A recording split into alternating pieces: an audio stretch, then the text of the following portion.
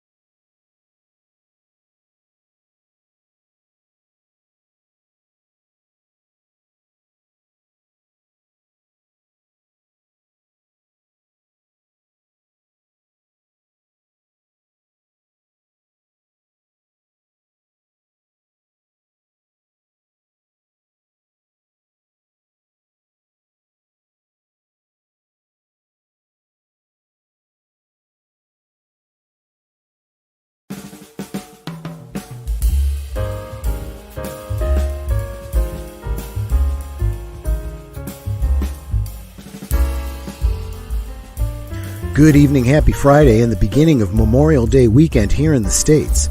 For many of us, it's a long weekend, and for me, that meant an extra busy week. Frankly, it means I'll be getting hit hard on Tuesday, too. But Friday is for not thinking about all of that. Instead, we'll talk about other people's problems. For 6 weeks, Johnny Depp and Amber Heard have battled it out in civil court, and I've followed every day of the trial.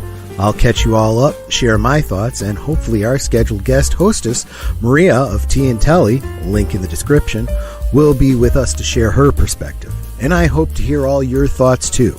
We can disagree, but keep it cool and civil.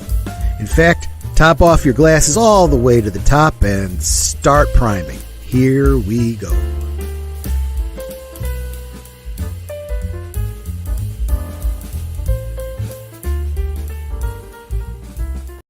Amber Heard released from Aquaman contract. You're laughing. A little bit. I guess you should go ahead and read that first. But I'm going to front load it by saying, don't be too quick to take it at face value. But most people are calling her Amber Turd. But whatever you want to call her is fine with me.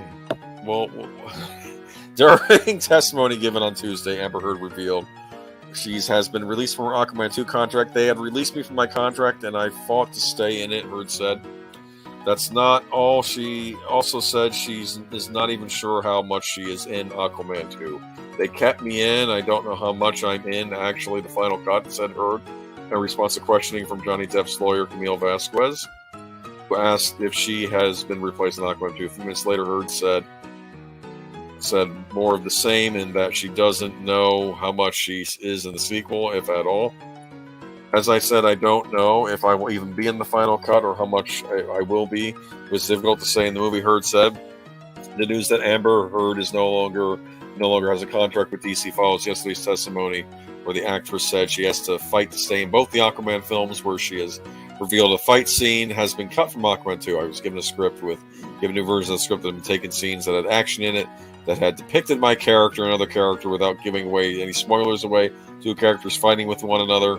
They basically took a bunch out of my role. They didn't. They just removed a bunch, she said. The purpose of removing the role of Mira has been drastically reduced in the sequel to only 10 minutes, said to be due to all the bad publicity surrounding the feud between Amber Heard and Johnny Depp. So based on the past couple of days of testimony from Heard, and now with the revelation she is no longer has a DC contract, it seems the rumors have been right.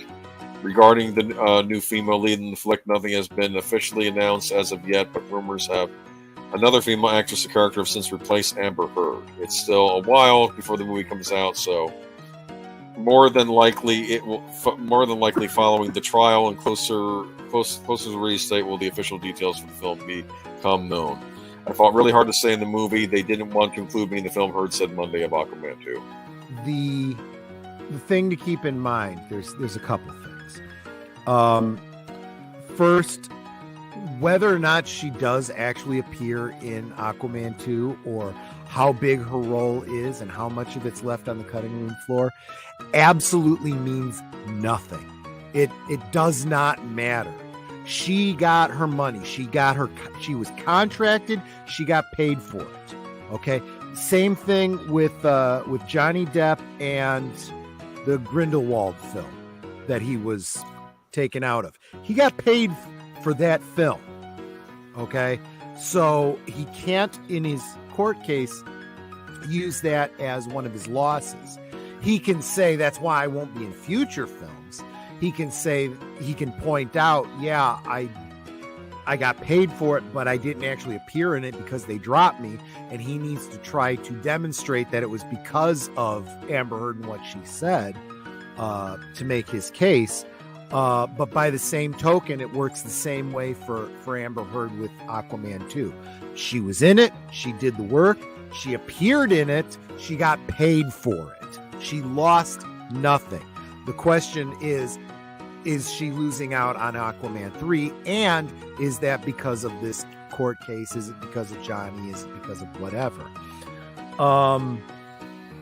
That being said, there's the other thing that I want to point out is at this point, I wouldn't believe Amber Heard if she said water was wet.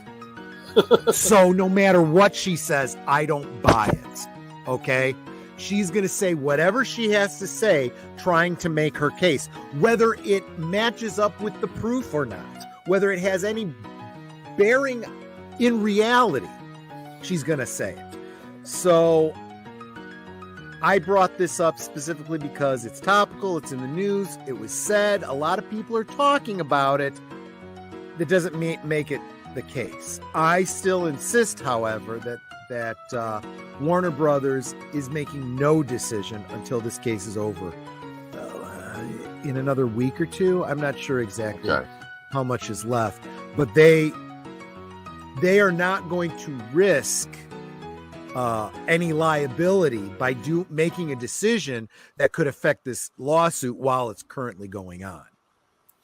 Yeah.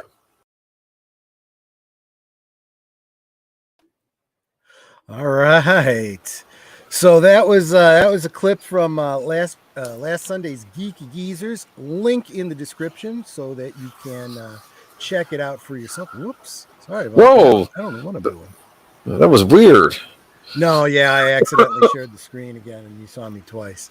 Nobody wants to see me once, let alone twice. Well, never seems to, but, she's crazy. That's why I married her.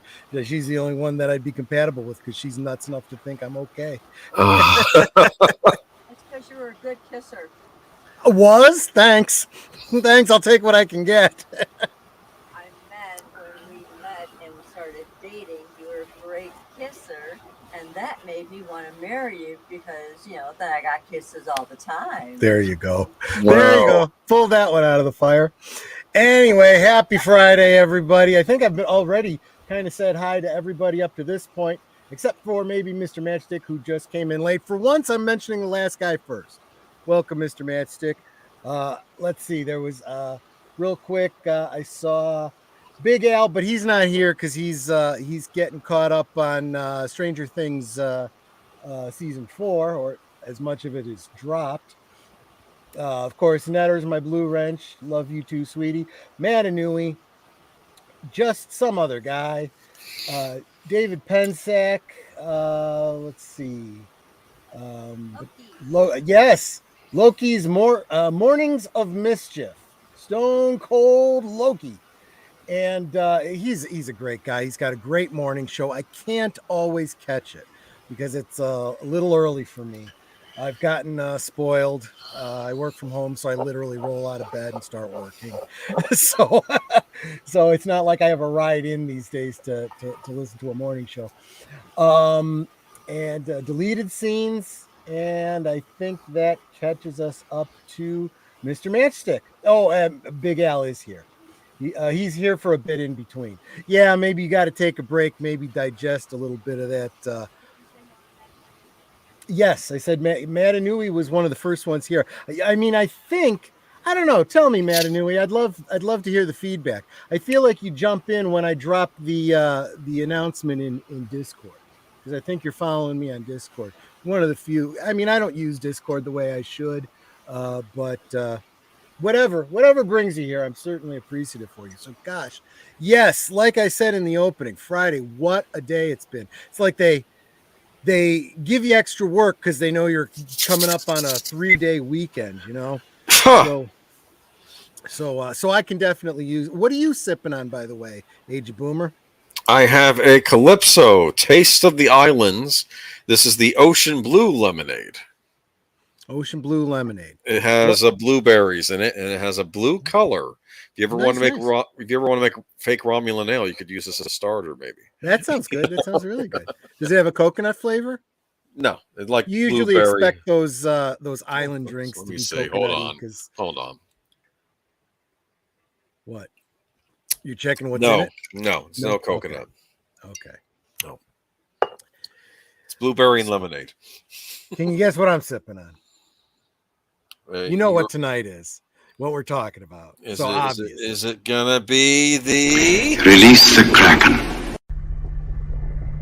Release the Kraken! The Kraken!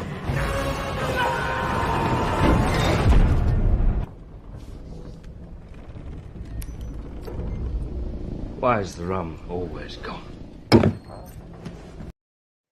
Yes, why indeed is the rum always gone? I have to say, I always had some issues with those Pirates of the Caribbean movies. For starters, I never knew what was going on. Too much eye makeup? Yeah. I never knew what was going on. I never knew what was going on half the time. But Johnny Depp was incredible as that character, Jack Sparrow. That's why we went to see. He really owned that character, right? What gets me about that character is all the times he would do it, just outside of the movies and go to premieres and children's hospitals and charity events and stuff. I mean, that's pretty cool stuff. In fact, we're going to get a little bit into some of what Johnny's been through with all of this, but part of it involved losing his finger, the end of his finger. And at one point it was bandaged up and he went to a charity event as Captain Jack Sparrow. And a kid asks him, the kid that's like interviewing him for all the other kids clearly is a cancer patient. And so, yeah, it's a pretty emotional thing. And yeah, gosh, I super appreciate anybody that, of course, that gives their heart like that to kids, but ask them what happened to your finger, which perfectly good question, if you're interviewing someone. And of course he's in character as Jack Sparrow, and he's joking around about it. He goes, "Oh yeah, I bit it off. I got hungry and I just bit it, just a tip, just a little bit." But and it's cute and it's funny, and the kids are like, "Oh, you're being weird." But for those of us that have been following this trial and know the details behind it, it's like, whoo, Johnny, man, you're dealing with some stuff there. Super appreciate you keeping it light for the kids, though. But real quick, I want to say, you know what? Let me real quick jump over to the comments so that I can highlight somebody that always encourages the heck out of me, man. Just when I see her, the lovely Sherry. She is lovely, and I presume her real name is Sherry. So the lovely Sherry, thank you so much for being here. You always encourage me when I see you in the chat, when you stop by to say hi. So yeah, that's why I'm drinking rum tonight, because and it's a mega pint, and we'll get into why that is a phrase that applies to tonight too. Netter, you were going to say something? No, I was just looking at your mega pint. I'm not too far into it. I should have started drinking sooner, so I'd be a little more Jack Sparrow to start out with. But you get to see the progression as the show goes. I was going to say, don't we have a bigger cup than that? Well, just in case. Just in case the small one runs out. Because I'm concerned that why is the rum always gone? So yeah. So anyway, so you've seen all of the Captain Jack films, the Pirates of the Caribbean. I've seen all the Pirates of the Caribbean films. I think I saw them all in the theater too. I think I did see. Oh, no, I didn't see. I think part 2 I saw on video. I didn't get the chance to see that in the theater, and I remember being lost because I think Orlando Bloom's being strung up by, I guess, some natives on an island, and Jack Sparrow shows up and he makes some comment, "Snippy, snippy," and I'm like, "Uh-oh." I know what that means. Oh, yeah. So then there's my Klingon mug, which could probably hold the whole bottle. That's funny. That's a Klingon mug. Yeah. You have to drink 5 of those in an evening if you're even considered a true that Klingon, is right? actually Netter makes a joke, of course. That's what I actually mix up my blood wine in and use it as a pitcher to pour out for everyone else. But yeah, so you know what I really want to start doing from now on, because I say hi to everybody, but I don't ask you guys what you're sipping on. I want to see in the chat, what are you all sipping on? If we're going to have a drink together, I need to know what you're drinking. Doesn't have to be alcohol. If you're not an alcohol drinker, that's perfectly fine. Mine. Oh, Netter's having a Diet Dr. Pepper Zero. That's her poison of choice. Strictly virgin, because she's the bouncer, so she's gonna bounce anybody that acts up tonight, including you. Well, yeah. Between her and you guys got to get me through the show if I get a little too inebriated. Did you see all of the Pirates of the Caribbean movies? I did not. I saw the first. There was 3, right? The 3 of the main trilogy. Then they did 2 after. Gotcha. So I think I only saw the first 2. I really liked the 4th one. Which was the one with the Cthulhu guy? I think that was Jones. 2 and 3. 2 and 3. Okay. I think he shows up again in part 3. I'm not sure. He was Davy Jones. Yes. Then part 4 is the one with Blackbeard. And Jack Sparrow's ex-girlfriend is in that too, played by Penelope Cruz. Oh, there you go. But the funny thing about... Oh, go ahead. Say, honey, I promise you get out of line tonight. I won't amber you. Oh, yeah, we'll get into that in a little bit. Real quick, I see that just some guy is drinking dihydrogen monoxide. Never touched this stuff myself. That stuff, that could kill you. That could kill you in large quantities. Dihydrogen monoxide can kill you, so just be careful. Okay? But yeah. Let's see. Ooh, that sounds good. Having a spicy tamarind Smirnoff. Oh, Smirnoff. Stock up while you can. I'm afraid our dumbass government may decide that anything that sounds Russian, we're not allowed to have. And deleted scenes is drinking tea. Drinking tea? Hey, somebody's got to drink that. Is it sleepy time tea? Yeah. Are you planning to go to bed real soon? You're drinking the chamomile. You want to stay up and party with us, so you're drinking the Earl Grey. Oh yeah, like that Jean-Luc Picard. He was a big partier with that Earl Grey. Yes, water can kill you. Haven't you ever heard of drowning? No, actually, if you drink too much water, it can kill you too. That's true. There was a famous water toxicity or something like that. Yes, there was some radio contest where they were trying to get people to drink as much water to win a Nintendo Wii, and I think one of the women died because of she drank too much of the. And you know what? Water toxicity. Penelope Cruz, definite hottie. Yes, definite hottie. She was Blackbeard's daughter, and the actor who played him. Remember the actor who played Lovejoy on the old mystery show, and he also played Swearingen on Deadwood on HBO. You know the actor I'm talking about? Mm-hmm. Yeah, he was Blackbeard. And Right. the funny thing was, there's a scene in it where like Johnny Depp's on Blackbeard's ship and he's talking to all the other crew members. Says, "Where is Blackbeard? Oh, well, he only stays in his cabin and he only comes out when we're all asleep. We know no one ever sees him." And then Johnny Depp's like, I don't think he's actually on the ship. Like he basically thought it was all a scam. And so he organizes a mutiny to take over. And as soon as he starts the mutiny, they're already Blackbeard comes out of the thing and just bad things happen because it's a funny scene because it was anyway. So I'm trying to remember. I'm pretty sure that Penelope Cruz, yes, I am 99% positive that Penelope Cruz she was in both. No, she wasn't. She was only in Abra los Ojos. So you may have heard of a movie called Vanilla Sky with Tom Cruise. Okay. It's actually a remake. That's the American remake of a Spanish language film called Abran los Ojos, which means open the eyes. It's actually a much better film than Vanilla Skies. Vanilla Skies was good. Right. It was. But Penelope Cruz plays the female lead in Abran los Ojos. And of course, she's beautiful, but it's a much better telling of the story. I highly, highly recommend it.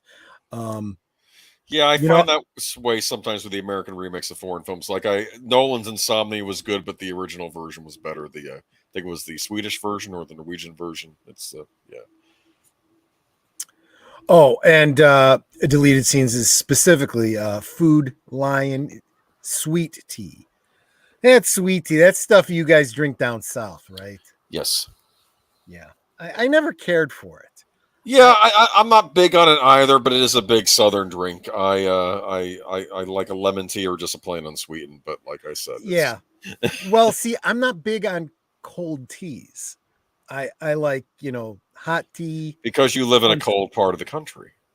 Well, that's not really true. I mean, yes, in the wintertime it gets freaking freezing, but it gets into the 90s and the hundreds, when it's summertime. So I used to drink hot tea when I lived up north. When I moved to Florida, though, I went to the iced ones because it's always so hot down here. So I got a bunch of friends that are tea snobs because the whole Victorian reenacting and the steampunk. There we go. So, all the Anglophiles. So and of course, Netter growing up with a British mom, she definitely was a tea drinker. So no surprise there. But and David says that the American version of Point of No Return was horrible. Yeah, I'm starting to feel like stick with original versions, but there are times when an American version isn't worse or better, but just different. Like 12 Monkeys was a great movie, Terry Gilliam. But the original short film, Le Jetty, also very good, but a completely different. I don't know how to describe it. If you can, maybe I'll do a rewatch of it some night because I don't think it's very easy to find here in the United States. Le Jetty, it's very art house kind of film, but the basic story of 12 Monkeys is there. The whole time travel element. Cool. Can you think of a time when an American version was superior? Puts me on the spot. Can you think of one, Boomer? People will yell at me. But hold on. The Spanish movie is REC. What was the American version called now? It's not Contagion. It was something else. Hold on. I'll find out in a minute. I don't know what. Quarantine. The American version was called Quarantine. I kind of like Quarantine better. And I know I'm going to get yelled at by horror movie buffs out there, but I do think I preferred Quarantine to I think the biggest problem is, and see, I can appreciate like the Vanilla Sky, Abran los Ojos. They're very different. La Jetty and 12 Monkeys, very different films. I can appreciate that. It's hard for me to say one is better. I can tell you which one I like more. Quarantine deleted scene says, but yeah, I go ahead. No, I just said quarantine. I realized. Yeah. But the one that the ones that bother me the most are when they take Japanese films and remake them. I'm thinking especially the horror films like Ringu and what was The Grudge in Japanese? The Grudge. I'll defend the American remake of The Grudge. I still prefer the Japanese version, but they did at least get the Japanese director to make the American remake, and I think they even used some of the same actors from the Japanese version. Still, it's Sarah Michelle Gellar in it as the lead, but they at least did go to the trouble of getting the guy that made the. You could Japanese make the version. argument with me that, again, like the other movies that I mentioned, they're so different that you can evaluate them separately. Yeah. It's just that the Japanese horror films, there's something I really like about them. They're very off-putting. They get the horror elements. But I think one of the things that really make Japanese horror films good that I feel like we throw away when we remake them is this whole idea that we need to know the whole backstory. Where did this ghost come from? What caused the curse? all that. No, we don't need all of that. It's far more Lovecraftian, really. If you don't understand it, you can't understand it. You'll never understand it. The fact is, it's horrifying. It's going to fucking kill you. And there's nothing you can do about it. Right? Yeah. When you start to understand it, you feel bad for the poor ghost that was tortured in life. And the patriarchy. No. I'm sorry. You don't always need, to humanize and soften the villain. Sometimes, not knowing is better. Why is the killer coming to kill me? I don't know, because he just fucking wants to kill you. He's just a killer. Well, it was really bad when The Ring was getting released. That was a DreamWorks production, the remake of The Ring, and many of us hadn't seen the Japanese version. Deleted scenes, Ju-on, yes. But at least with Ju-on, here's what I'll say with Ju-on. They did get the original Japanese director. It was set in Japan, so they still had it set in Japan. With The Ring, though, in fact, before Ju-on came out, the remake, that you could see the original. It was in independent theaters. It got a DVD release before the American remake came out. With The Ring, DreamWorks barred it from getting the Japanese version from getting released here in North America until their remake came out, and then only after. And so a lot of people couldn't even see it. Have I told you my Ring story? No. Netter's laughing. I want to hear this now. This is creepy, huh? Okay. So there was a period of time where Netter and I were both working 2 jobs. And after the holiday season, I just said, I can't do this anymore, because I was doing a lot of overtime at my regular job. Overtime at your regular job pays a whole lot more than working, extra time at a minimum wage job. So I dropped that, and that freed up my weekends, which was blessed. But Netter kept working at the second job. So because I'm crazy, because she's knucking futz. We established that earlier on. She married me, so she must be crazy. Right? Okay. So anyway, and she doesn't drive. That's kind of relevant to the story, because I would take her to work and then I'd go pick her up. Right. Gotcha.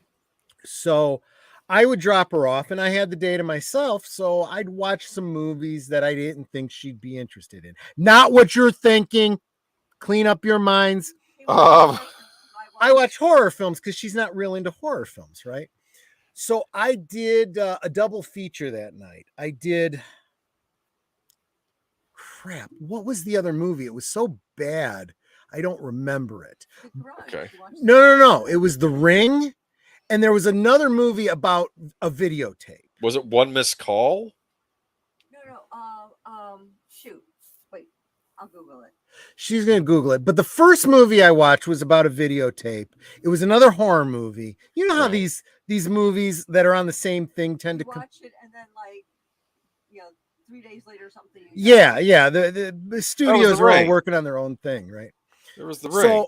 There was the one about the snuff movie, but that was something else. No. It was a really, really bad movie about a videotape or a recorded whatever. Gotcha. And it was just boring. And I like, oh, are we getting to the end of this fucking thing yet? And I'm like, screw it.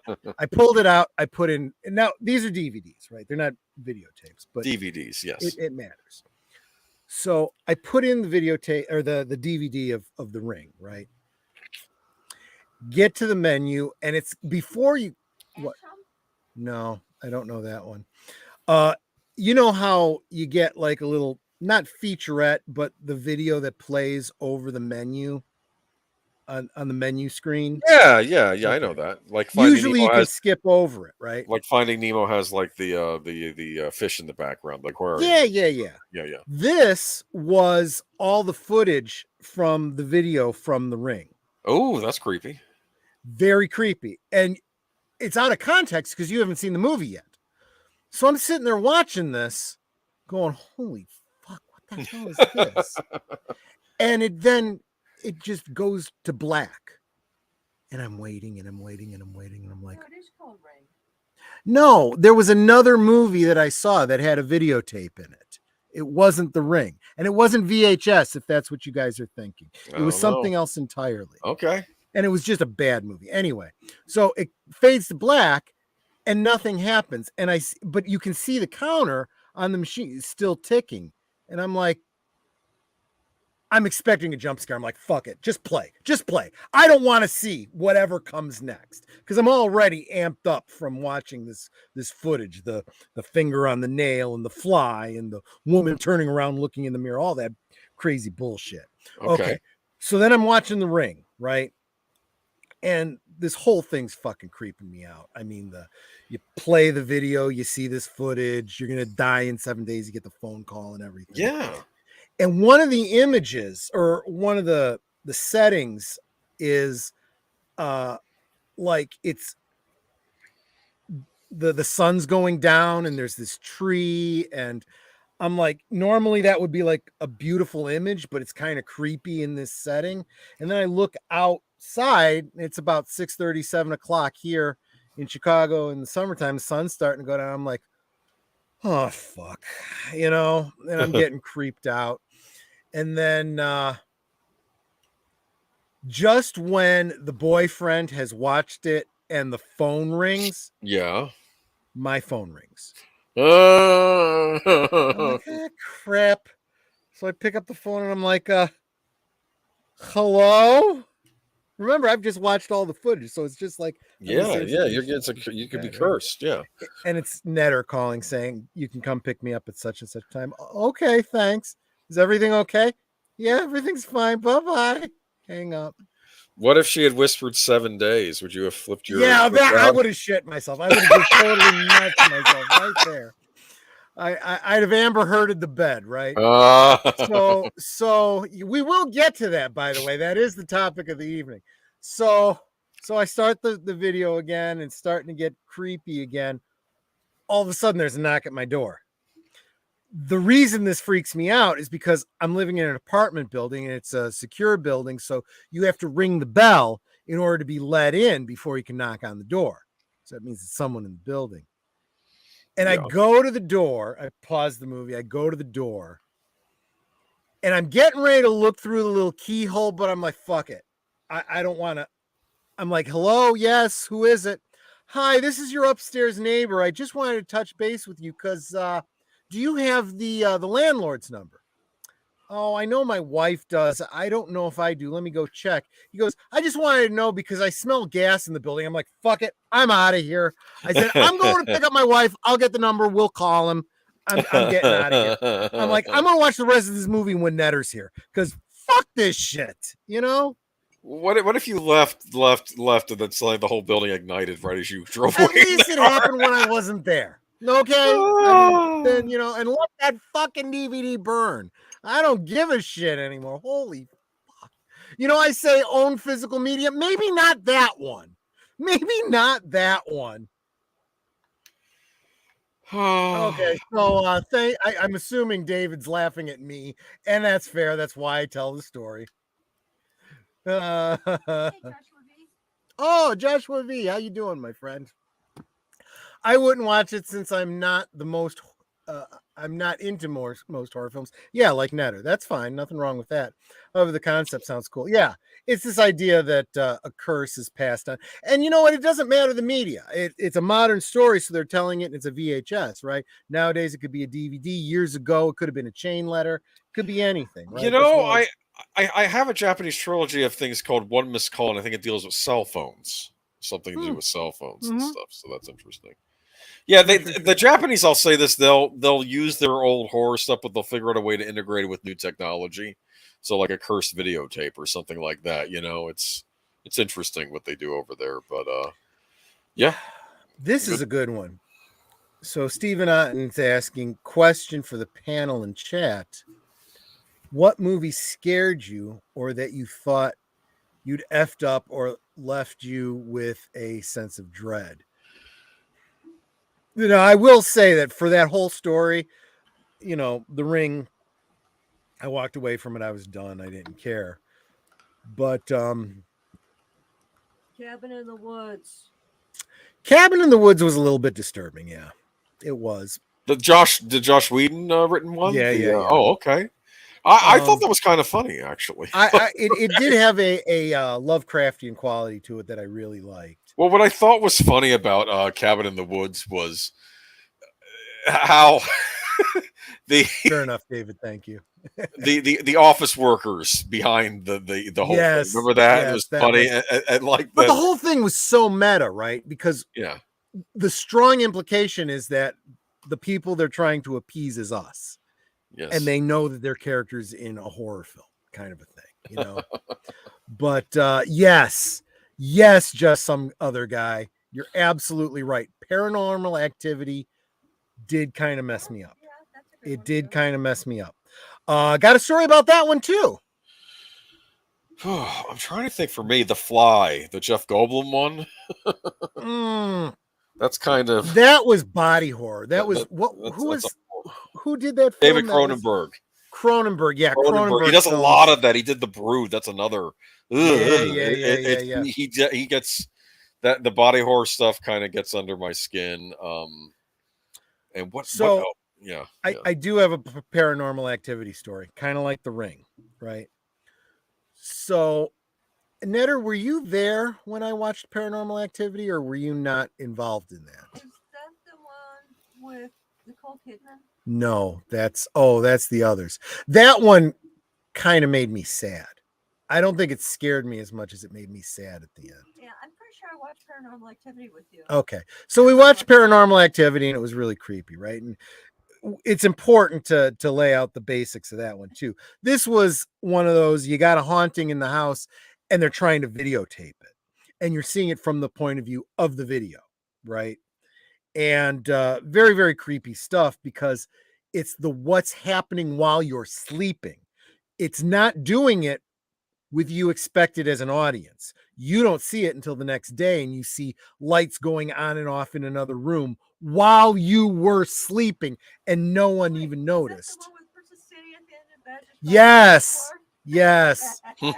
So the wife is possessed, and she gets up and she wanders around. She does all kinds of weird shit.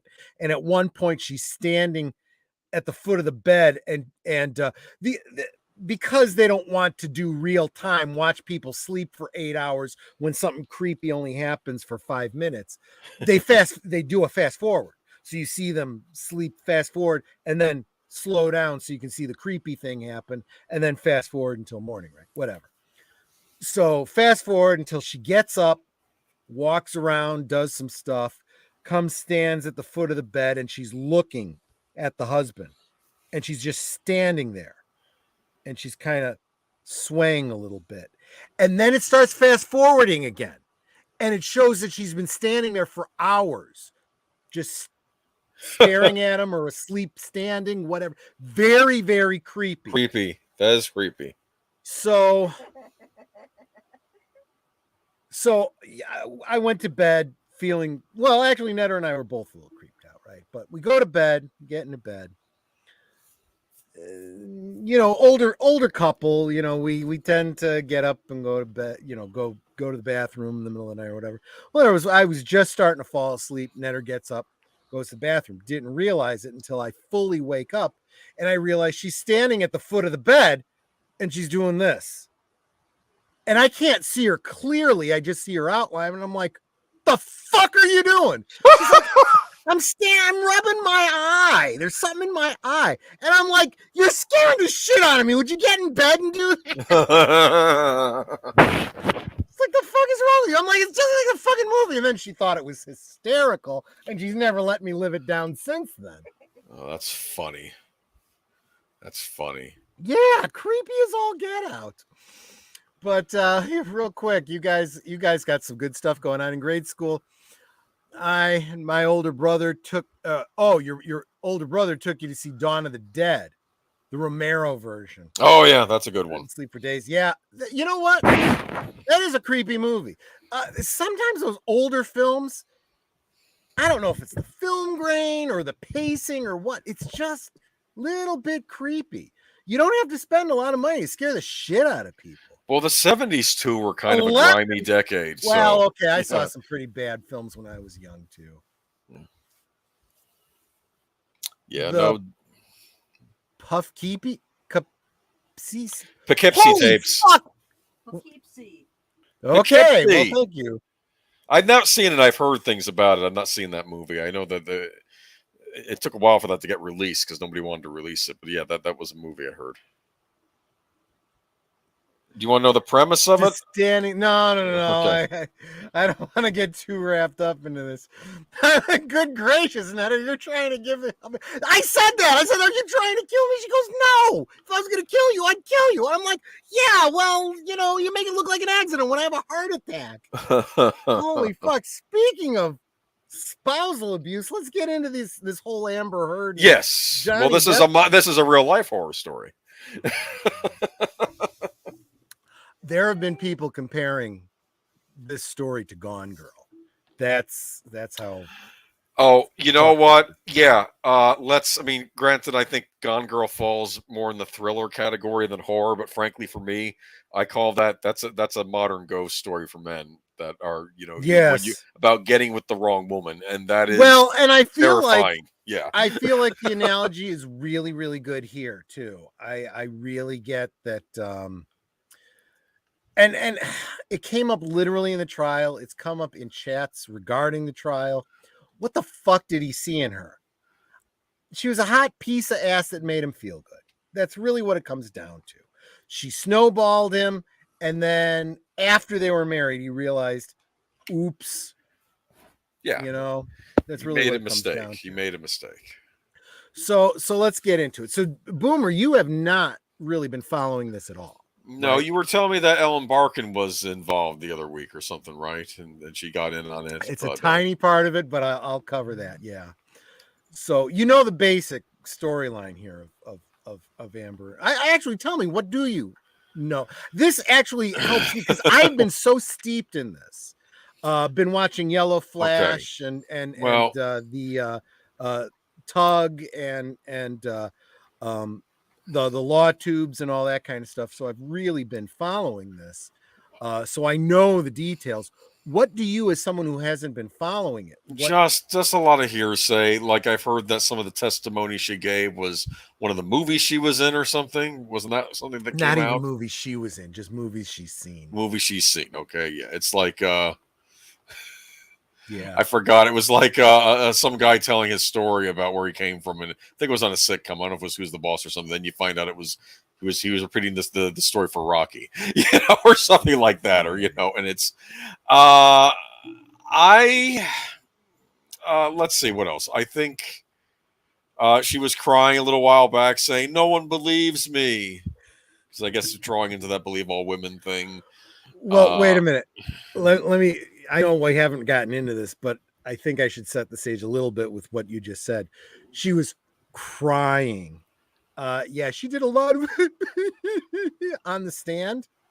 Not a single fucking tear. Not a single fucking tear.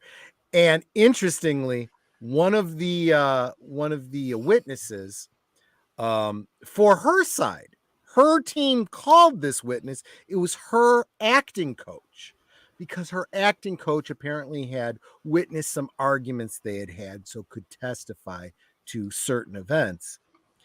And they were talking about them working on her acting. And the attorney asked a question, I don't think intending to get anything useful, just getting the conversation flowing, like and Amber's a good actress, I take it, or something like that. She says yes, Right. she's an excellent actress. She has one problem though, she's not very good at crying on demand. We're still working on that. And everybody's like, holy fuck, we know that, we've seen it on the fucking stand. Yeah, that's the kind of shit that's been. Honestly, I swear, there has been stuff in this trial that is, it's like a Hollywood movie, where if you saw it in a movie, you would go, oh, that's so fucking unbelievable. That kind of stuff doesn't happen in real life. Guess what? It happened in this fucking trial. I mean, you're sitting there going, I can't believe someone would say that and expect to get away with it. It's just fucking ridiculous stuff. And quoting the movies and stuff. And the videos are out there of her giving testimony and then intercut with films that aren't, maybe not exactly word for word, but pretty fucking close. It's like your whole mind is full of these movies. You're living in a fake Hollywood world. We're dealing with reality here now, girl. Let's get into it. So anyway, let me kind of give you the background. So Johnny Depp has had 6 years of fucking hell because of this woman, right? Let me just double check. I'm sorry. We were supposed to have, well, we may still, I don't know. We're only 45 minutes into the stream. Our guest hostess, Maria Telly, link in the description. Please still, if you haven't subscribed to her, please do so. She is good people. She's got great content. She has an incredible spirit. That's the best way I can put it. Definitely worth your time. Tell her I sent you. But she may still be here tonight, but her Fridays are pretty busy. She streams very early, and then she's got other things, personal things. She was trying to clear up her schedule. She has the link. She will drop in if she can. Reason I wanted to bring her in, woman's perspective, maybe other side of the political spectrum from most of us. Gotcha. I happen to be one of those people that appreciates opposing viewpoints as long as they're respectful and willing to meet me in the middle, or at least open-minded enough to try and meet me in the middle, Mm-hmm. And she's definitely one of those kind of people. But anyway, let me give the background. So we've had 6 weeks of testimony. Johnny Depp and Amber Heard I don't know dates. That's probably the hardest thing about this. The jury has been having the hardest time trying to figure out what the fucking timeline is, because they jump around and nobody has submitted something like, this event happened here, and then this happened, and they got married, and then this happened, and then the honeymoon, and then this happened, and this happened, then this event, and then restraining order, then filed for divorce. Nothing like that. They'll jump all the fuck over the place, and that's bad for both sides, in my opinion. But be that as it, well, I take that back. I think it's worse for Johnny's side. I think for Amber's side, the murkier the better, because yeah, for Johnny, you want it as clear as possible. He's laid out the story. It's very clear. He gives evidence to his side of the story. Amber's all over the fucking place. So as long as it's murky, you got the plausible deniability, you got the benefit of the doubt, all that kind of stuff. But anyway, we'll get into that. So they met on the Rum Diaries, I think it was, a film I never saw. Yeah, I think I've heard of it. Yeah, but I haven't Were seen they it. both in it? That would be where they met. Perhaps I didn't see it, Okay. but yeah, that's probably where they met. That's or maybe going she backwards. was. Maybe she was getting coffee. I don't know. Yeah. Anyway, Let me say this about Amber Heard. The early pictures when they were first going together, she was a beautiful woman. Absolutely. yeah. Oh yeah, she was in Drive Anger with Nick Cage. I noticed her in that too. There you go. Yeah. There were some pictures of her that were submitted as evidence without makeup. I said to Nanette, I said, you guys look alike without makeup. You know, I mean, which tells you something, by the way. Just so you know, I am not boasting about my beautiful wife so much as I'm saying that I have dark under eye circles with no makeup, and that's what he's referring to. Yes. So watch my video on makeup, and you'll see my dark circles. Link in the description to her channel. Go check it out. But yes, we have joked from time to time that without makeup, I said people see you, they're going to think I beat you because you got two black eyes, which I think is totally hysterical because I grew up in an Italian family. So my grandmother had dark under eye circles. My grandfather had dark under eye circles. My mother, not so much, but I suppose, it's a possibility. It's very stereotypical in Italian families, right? So I never thought anything of it. It's bothered Nanette that she's had it. So she's done all the trying to do the cover up and all this kind of stuff. People like Amber Heard have access to professionals that can do cover up and stuff. But you know what? There are limitations, and we'll get into that as we talk through this stuff. But so apparently they met on the Rum Diaries. She was hot. She was a great piece, I suppose. I'll assume that's how it always starts. She knows how to, when you have a certain kind of charisma, you can pay attention to people and know what it is about them that makes them tick, what they're interested in, and you can put up a front. Oh, I'm into poetry too, and oh, I love those kinds of movies, and I love art, and blah blah blah, and this and that. And so she'd get him. I suspect she got him talking about stuff and just acted real rapt. And in his mind, he's thinking she knows about all these things he's talking about. But who knows? Maybe she is well cultured and well read. I don't know. But this is one of the things he said that very much attracted him to her. Right. And then on their honeymoon, some things happened that got him starting to think, maybe I didn't know her as well as I should have. And what it comes down to is, keep in mind, I'm gonna put this up front. Okay, I want to be above board with everybody. If I wasn't on team Johnny at the beginning of this trial, I sure as the fuck am now. Because let me again front load this with this concept of Me Too. Believe women. Okay. I do understand that there are people out there. Notice I said people and not women. There are people out there who are in abusive relationships that they can't get out of. And it's terrible. Some of it is horrible. I've seen it myself. Okay. And I have nothing but sympathy for that kind of situation. But at the same time, I also know human nature. People that are capable of abusing other people are capable of lying.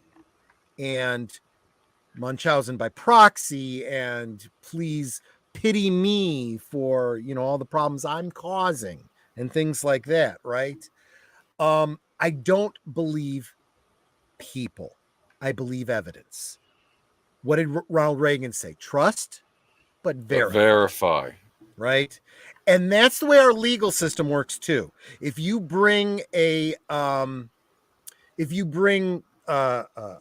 claim, you got to have evidence. If you say somebody did something, you better back that up. You don't get to just say it and, everyone just believes you. Real quick, I want to say hi to Adega Outlaw, who just joined.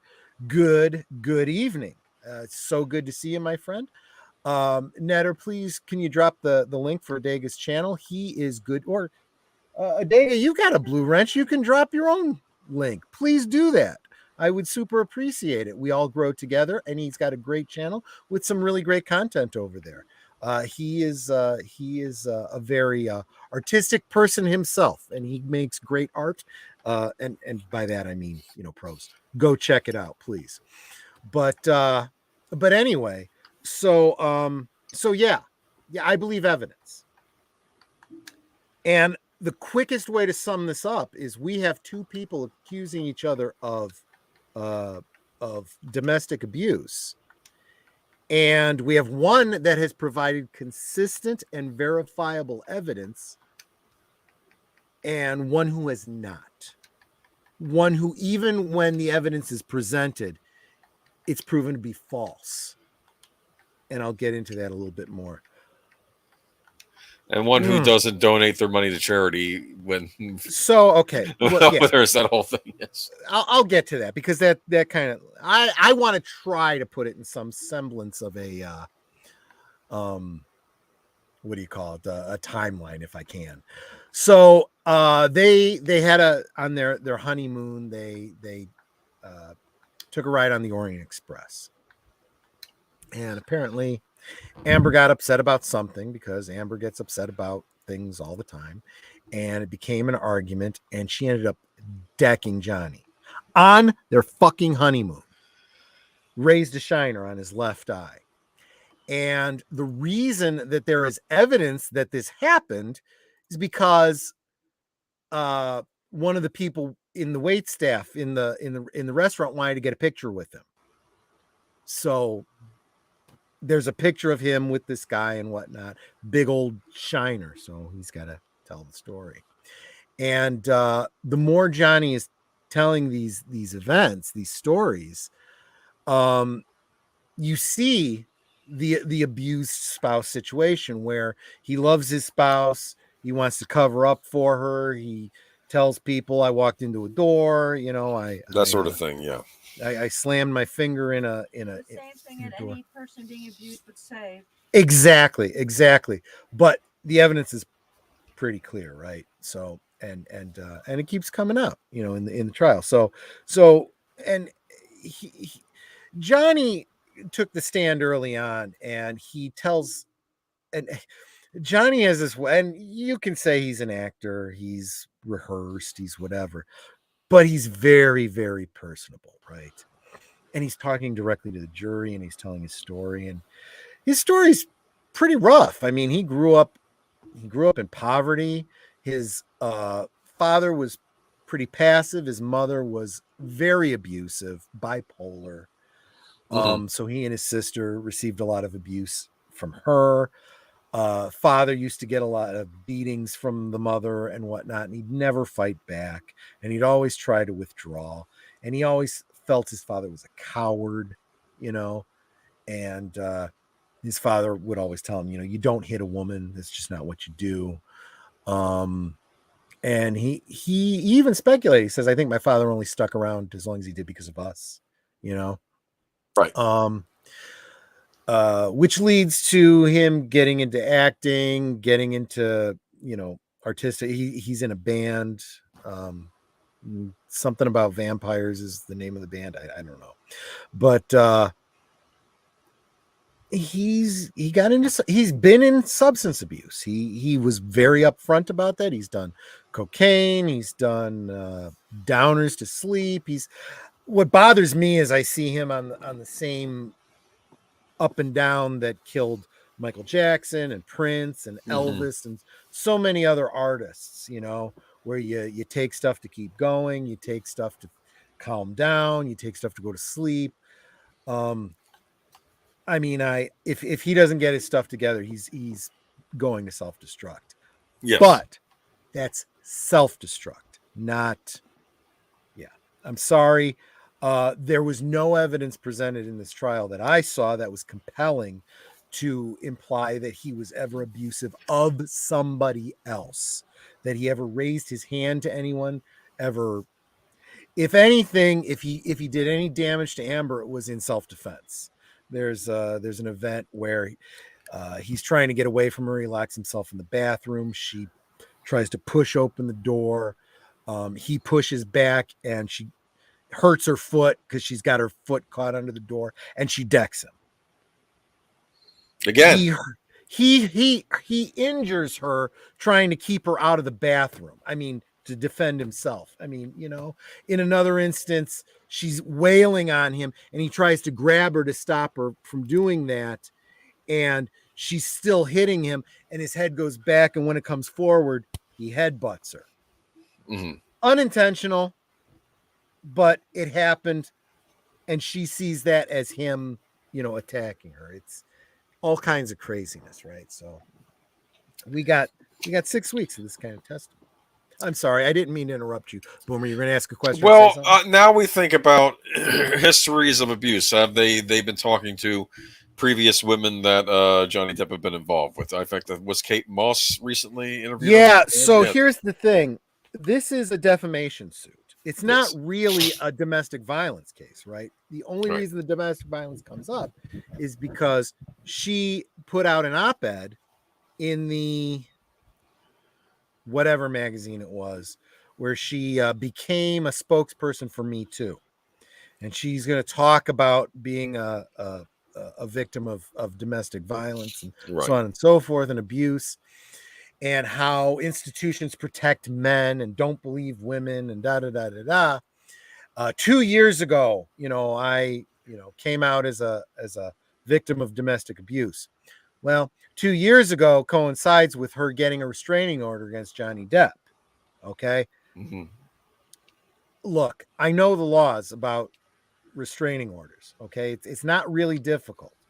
You go in with a bit of a shiner and you claim that it happened. You don't have to prove you're in danger or that something's happening. You just say, I am in a domestic violence situation that I'm trying to get out of. I want a restraining order. The only reason the restraining order exists, it doesn't exist to protect you. It doesn't protect you any more than gun laws keep you from getting shot. Okay? Because criminals don't care about a piece of paper and what the law says. They're going to do what they're going to do, right? Yes. It exists so that when you prosecute, you can say, and I have this piece of paper that he, it's something else that you could bring against them in the court case. It also kind of puts the police on alert. Watch out for this. There might be a call later of another case or whatever. So she's without naming Johnny Depp, everyone that read that article knows she's talking about Johnny Depp. That's kind of the center of part of this case. There's 2 points to it. There's her defamation suit and his defamation suit and her countersuit, right? And that's what her countersuit is. That he's saying that article was about him, and she's saying that he said stuff subsequently that was about her that hurt her career. So anyway, I could jump ahead because there's actually so first I got to tell you about there's an attorney that Johnny has Vasquez. Her name is Vasquez. I can't remember her first name off the top of my head because Mega Pint. Camille Vasquez. Okay. Beautiful from Southern California. She's a beautiful woman, very young. She's an associate at the firm, but she's a real spitfire. You can tell she's inexperienced, but she spits fire. Yeah, no. She has become known by the law tubers as the Thunder Goddess. Wow! Because there's one point where she was doing a cross-examination on Amber and just ripping the fuck out of her, and she pauses for a second, and in real time in the real world there was a thunderclap, and everyone was like, "Holy crap!" And the same thing happened today. Oh, that's funny. So she's being referred to as the Thunder Goddess. I mean, the Amber Alert went off today. Yes, an Amber Alert literally went off, and everybody's phones that had been silenced started alerting. And the judge said, just so everyone knows, there was an Amber Alert, and that's why everyone's phone was making noise. And everyone reacted to that. It's like, an Amber Alert? Did you not think that through before you said it? You can't make this shit up. This is the kind of thing I'm talking about, right? So anyway, this is the crux of the defamation suit, okay? Anybody who knows anything without knowing the details, that just knows a surface level understanding of what's going on here, believes that Johnny Depp is a wife beater. We know this because of what Amber said in this paper and so on and so forth. But they're standing on, but she didn't actually say it was Johnny Depp. She could have been talking about anybody or nobody. She was talking in generalities, right? So the only way you can really prove it is if you get, as some people have referred to, a few good men moment. You know, that famous scene in You Can't Handle the Truth. What was that? You know? Is it You Can't Handle the Truth? You can't handle the truth. Yes, exactly. That's exactly right. But every attorney will tell you that never happens. That's a Hollywood thing.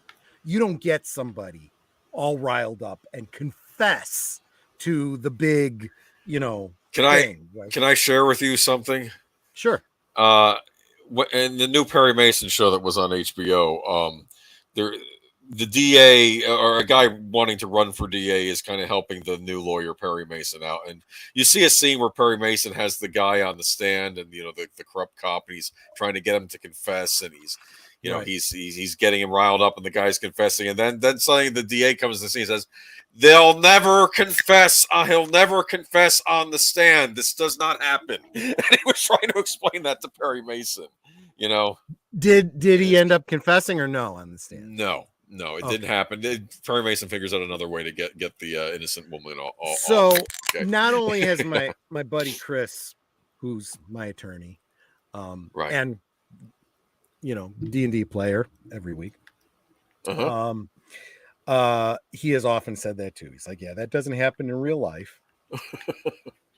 Every attorney in the law tubes that I'm following on this case said the same thing.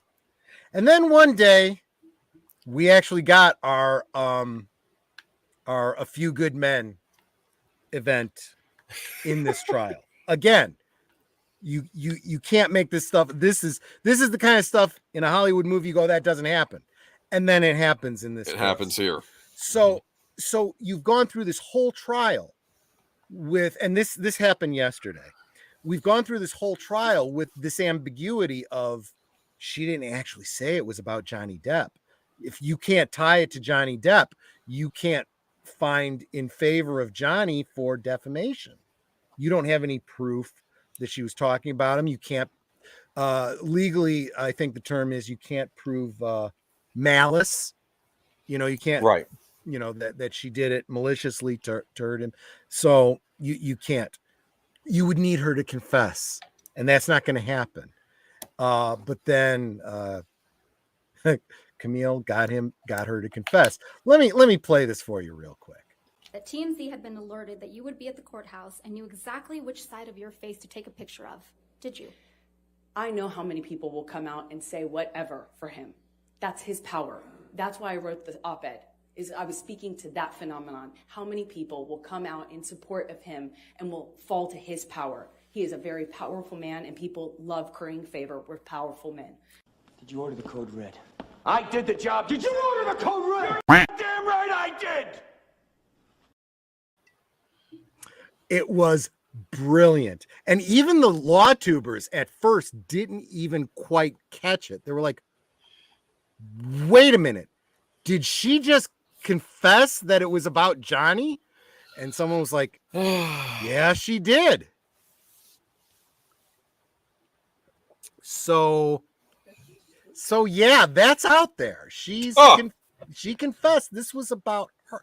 But again, the evidence has all come back. Here's another great one. Okay. So there was a big event in Australia. This was after this event. Let me back up. I mentioned Johnny Depp and his relationship with his mother. Trust me, I get complicated relationships with an abusive mother. Okay. I mean, I get it. For all the problems he had with his mother, he loved his mother and he took care of her to the day she died. Right. He moved her into an apartment directly across from where he lived so that she'd be close by, so that she could spend time with her grandkids. Oh yeah, speaking of grandkids, Johnny Depp's daughter, Lily Rose Depp, her birthday's today, the day the trial ended. Huh. Just an interesting coincidence. It would have been perfect if we had gotten a verdict today, but it didn't happen, and I'll explain why in a little bit. But sorry, real quick, let me just say hi to Keely Chow. Thank you so much for being here, my friend. I super appreciate every time I see you in the chat. We're talking about the Amber Heard trial. Amber Heard Johnny Depp. Don't know how interesting that is to you, but I'm trying to get everybody caught up on the details. For those of you who didn't spend 6 weeks, 8 hours a day hearing these details, I did. Okay. Not only 8 hours listening to the trial, but then listening to the Law Tubes and that Umbrella guy and all the other people doing commentaries on it afterwards. Do you want to speculate on a verdict yet? I will front load that with the fact that because it's a jury trial, any fucking thing can happen, right? However, if there's any justice, it seems like the most likely thing to happen is they are probably going to find that they're going to find in Johnny's favor and award him everything he's asking for. I'm not 100% positive they will find in Amber's favor on her counterclaim. It seems unlikely, but it's possible they might give her something too, claiming that there was abuse on both sides. There was defamation on both sides. Which is kind of interesting. He sued her for, I want to say like $7 million or something like that. 50 million. That's right. He sued her for $50 million and he was able to back up why with lost potential and wages. And there's a lot of maths involved, but lost jobs and, kind of stuff. He made a good case for 50 million. He could have actually, the case he made, he could have asked for more, but he asked for 50 million. She made a case, or she said she was countersuing for 100 million. That's double what he's asking for. And she really didn't provide any evidence of why she deserves 100 million. None at all. So the irony here is if he wins and she loses, she won't have the money to pay him. She doesn't have $50 million. She no, but see, that's just it. The court says she has to. He could put a lien against her, and every acting job she does from here on out it all goes to Johnny. That would be how the law works. But yeah, let me real quick. And I'm going to jump around the way they did in the court case. Maybe I won't be as straightforward and clear as I said I was going to be. Wednesday. Wednesday was a good day. Wait a minute. Let me see. Wednesday, Thursday, Friday. Yeah. Yeah, I've been losing track this week too. There were. So the first person brought in on Wednesday was Kate Moss, I believe. Was Kate Moss on the same day as Walter Hamada? Kate Moss was just during the morning. So that was Thursday. Okay. Yeah. Sorry. Let me hold off on Kate Moss. I want to address Wednesday because that goes back to the Geeky Geezers thing, right? Yes. I should have really covered this as soon as we talked about that. So last week, Amber said something about how her role in Aquaman 2 was diminished. And we've seen the articles.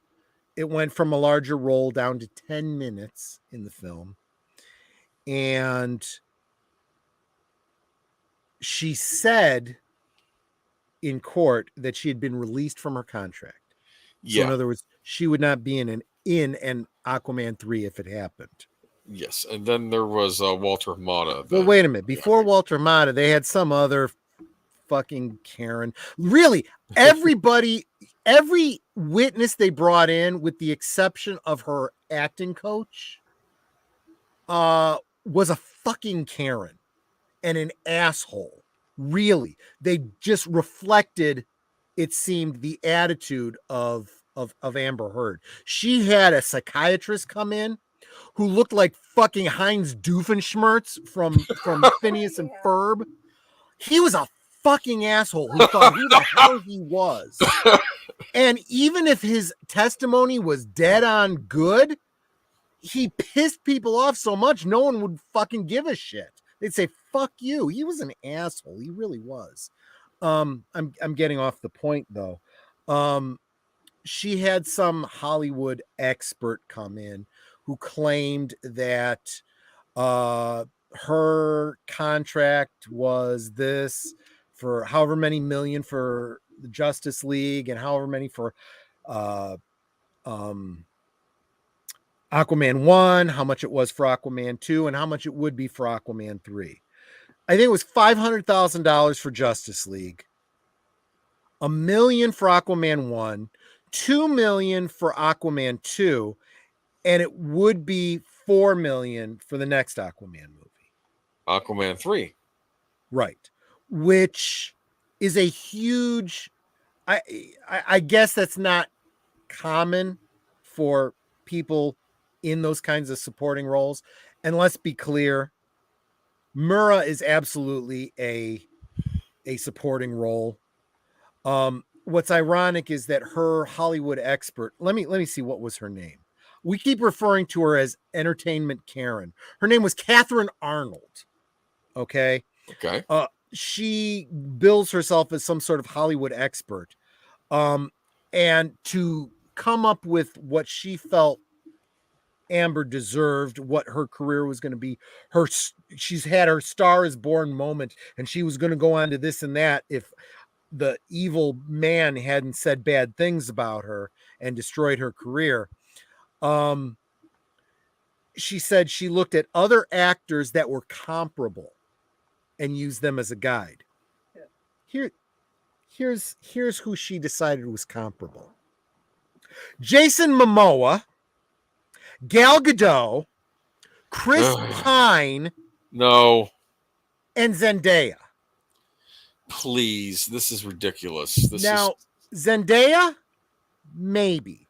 Although Zendaya is 10 years fucking younger. Yeah, but even Zendaya, she's been in some major movies. I mean, she's a hotter commodity than Amber Heard. Here's the thing, though. Here's where, I'm sorry, Gal Gadot and Jason Momoa. Well, let me put it to you this way. There hasn't been a DC film called Mira. Just saying. She has not been the star of one of those films. Yet. She was a supporting actress.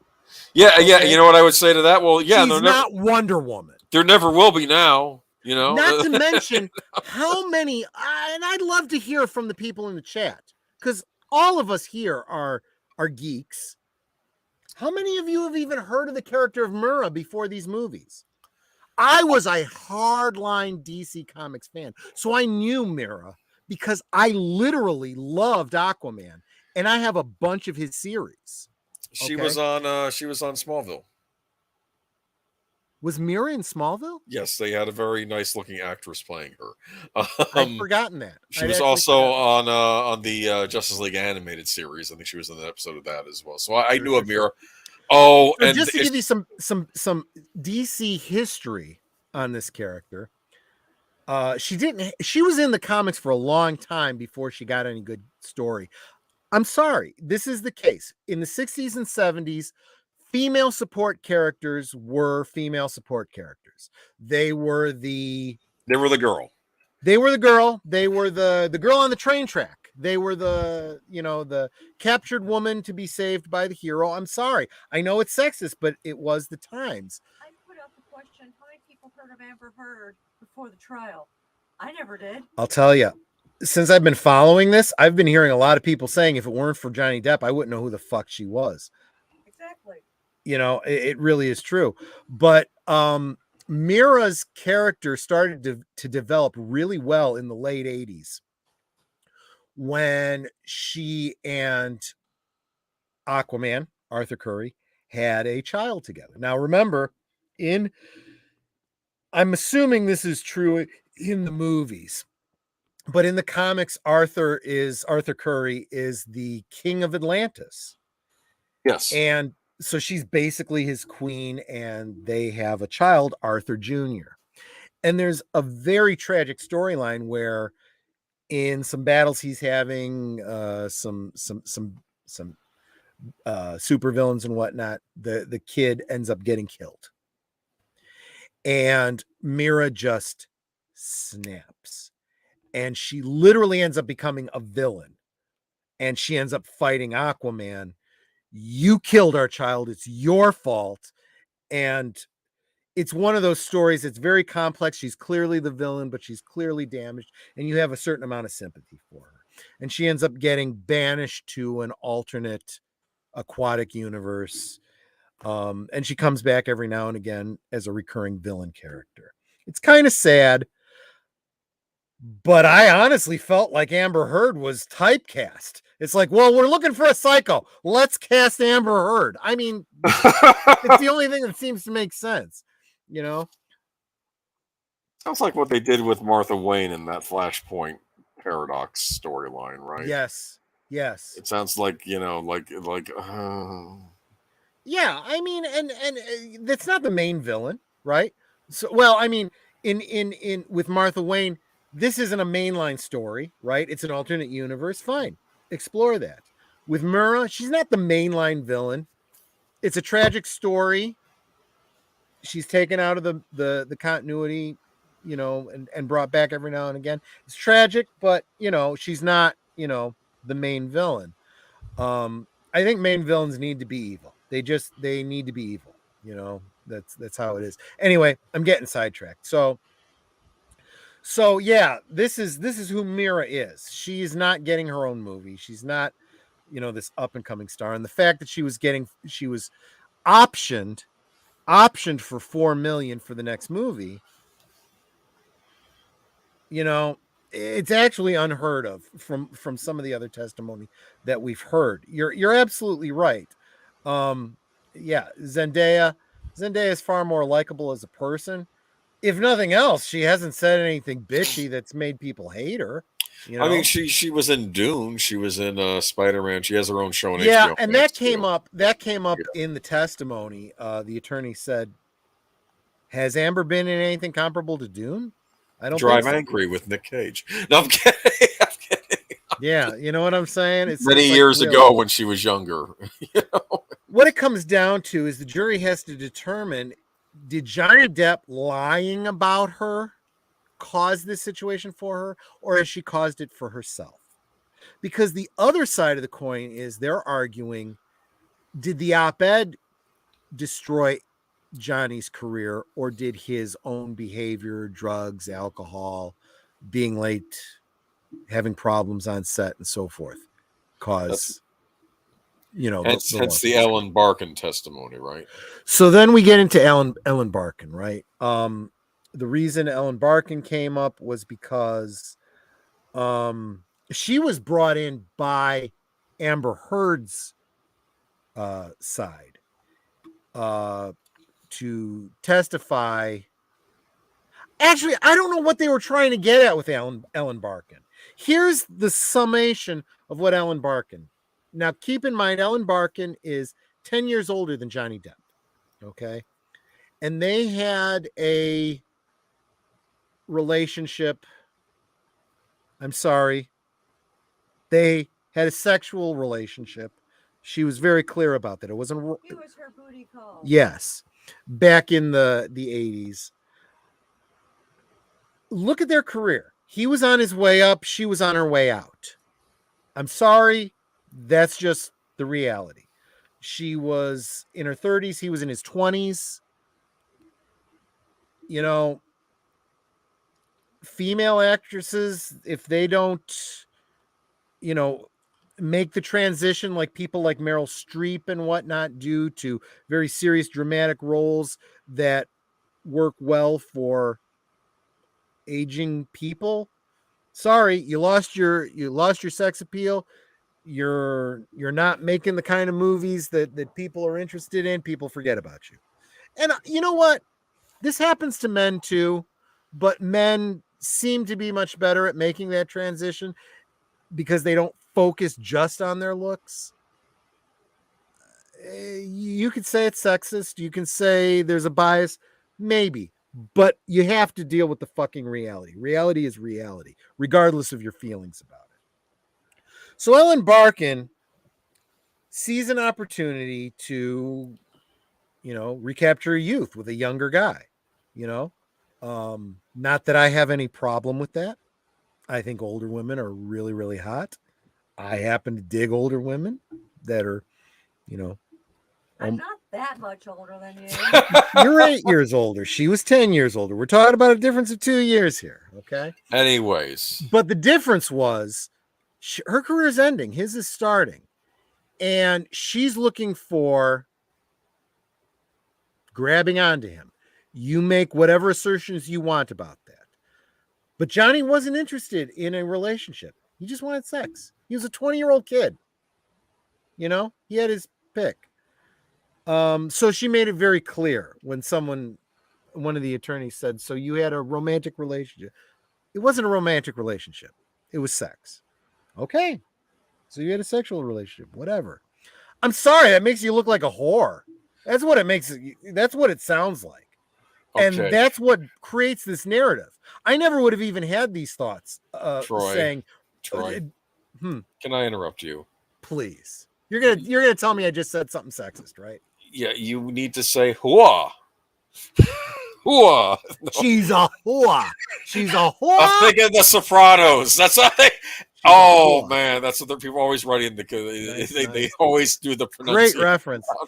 But no, seriously, I never would have even thought about the somewhat predatory nature of the older woman whose career is ending. The cougar, basically, right? Yeah, the cougar okay. All right. glomming on to the younger guy, right? Except for her making that comment. It wasn't a romantic relationship, it was a sexual relationship. Okay. And I'm sorry, I remember what Ellen Barkin looked like back then. If I was Johnny Depp, I'd have been all over that too. Right. You know? But anyway, she clearly had some bitterness there. But what she wasn't able to do was say that he ever abused her. She talked about, you know, him getting angry, throwing stuff. But it was specifically asked, did he ever throw anything at you? No, he didn't. Then what are you fucking even here for? You're just here to tell us that, you know, stuff we already know. He gets angry and he smashes cabinets and he throws things around and he doesn't actually hurt you. And he was upfront about the fact that he didn't want a romantic relationship. So you can't even say he catfished you. You know? It was. I just wanted to say she slept with Johnny Depp. You know, yeah, no, I'm sorry. She has not aged that well. I'm sorry. She hasn't. Makeup. That's her own fault. If you're going to be on camera, you want to look your best.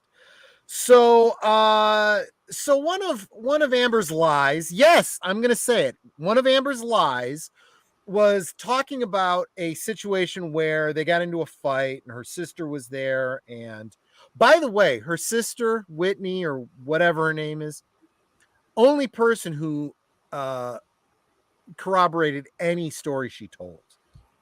And it seems very not only made up, it's been contradicted by actual evidence. So it's like, We understand you standing by your sister, but maybe you shouldn't when there's a lack of evidence. Anyway, there was a fight, and she claims that her sister got in between them, and he got rough with the sister, and she was afraid that he was going to throw her down the stairs, just like he did to Kate Moss. No. This was completely unbidden. Okay, there was no reason for them to bring up Kate Moss. There was no reason that Johnny Depp could bring in Kate Moss, but as soon as Amber mentioned Kate Moss, guess what? They have to get Kate Moss now. That's called opening the door. And so now it was on Wednesday that they brought in Kate Moss. Wait, was Kate Moss Thursday? I'm sorry. And Kate Moss, okay. Those of you that know who Kate Moss is, you know she's a very private person. She hasn't done a lot of interviews. But there was this rumor back in the 90s that when she was dating Johnny Depp, he pushed her down some stairs and she hurt her back. But she has gone on record saying that did not happen. That's not what happened. She actually looked annoyed while she was incredibly annoyed. She really was. She didn't, but there's a reason she did this. She was subpoenaed. She had to. But I honestly believe they subpoenaed her and she was glad of it because I think she wanted to put this rumor to rest very, very publicly.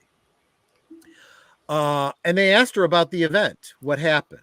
Were you in a romantic? And she was yes, it was a romantic relationship. And did Johnny Depp, what happened on this date? She said, well, we were wherever they were, and she was going down some stairs. It had been raining, so the stairs were wet. I slipped and fell and hurt my back. Johnny didn't realize it at first, but when he saw I was hurt, he came running to me. He scooped me up and carried me somewhere so that I could get medical attention. He carried her to her room and they got medical attention. That's what it was. Carried her to her room and then got her medical attention. And then the follow-up question is, was he ever abusive to you? No, never. Hey, ex-girlfriend comes and says, not only was he not abusive to me, not only did that event that people think was abusive, was it not an abusive thing? He very sweetly took care of me and helped me, By the way, Kate Moss, still a very beautiful woman. And she wasn't wearing strong makeup either, in my opinion, was she? I don't think she was wearing much at all. Yeah, she was wearing the basics, but why did they get divorced originally? They were not married. Oh, Kate so they weren't married. Did they have kids together though? Did they have children? No. His kids are with oh gosh, what's her name? Okay, what do I know? Okay, the woman he had his kids with. I don't think they were ever married, actually. Okay. But from everything, although she was not a party to this case at all, from all the extraneous details I've been able to hear, they're on good terms too. That's the funny thing. The only negative from an ex was Ellen Barkin, who's bitter over being the cougar that he didn't want to have a relationship with. Just wanted to have sex with. Everyone else has nothing but good things to say about him, has remained friends with him, and has said, no, he was never abusive with me in any way. And Amber's attorney, the stupid one with the... They're both stupid. Okay. Was like, when Johnny was on the stand, she's like, so you don't ever give to charities, do you? Oh, yeah. And he goes, well, actually, I give a lot to different charities, but I don't need to have my name associated with anything. Yeah.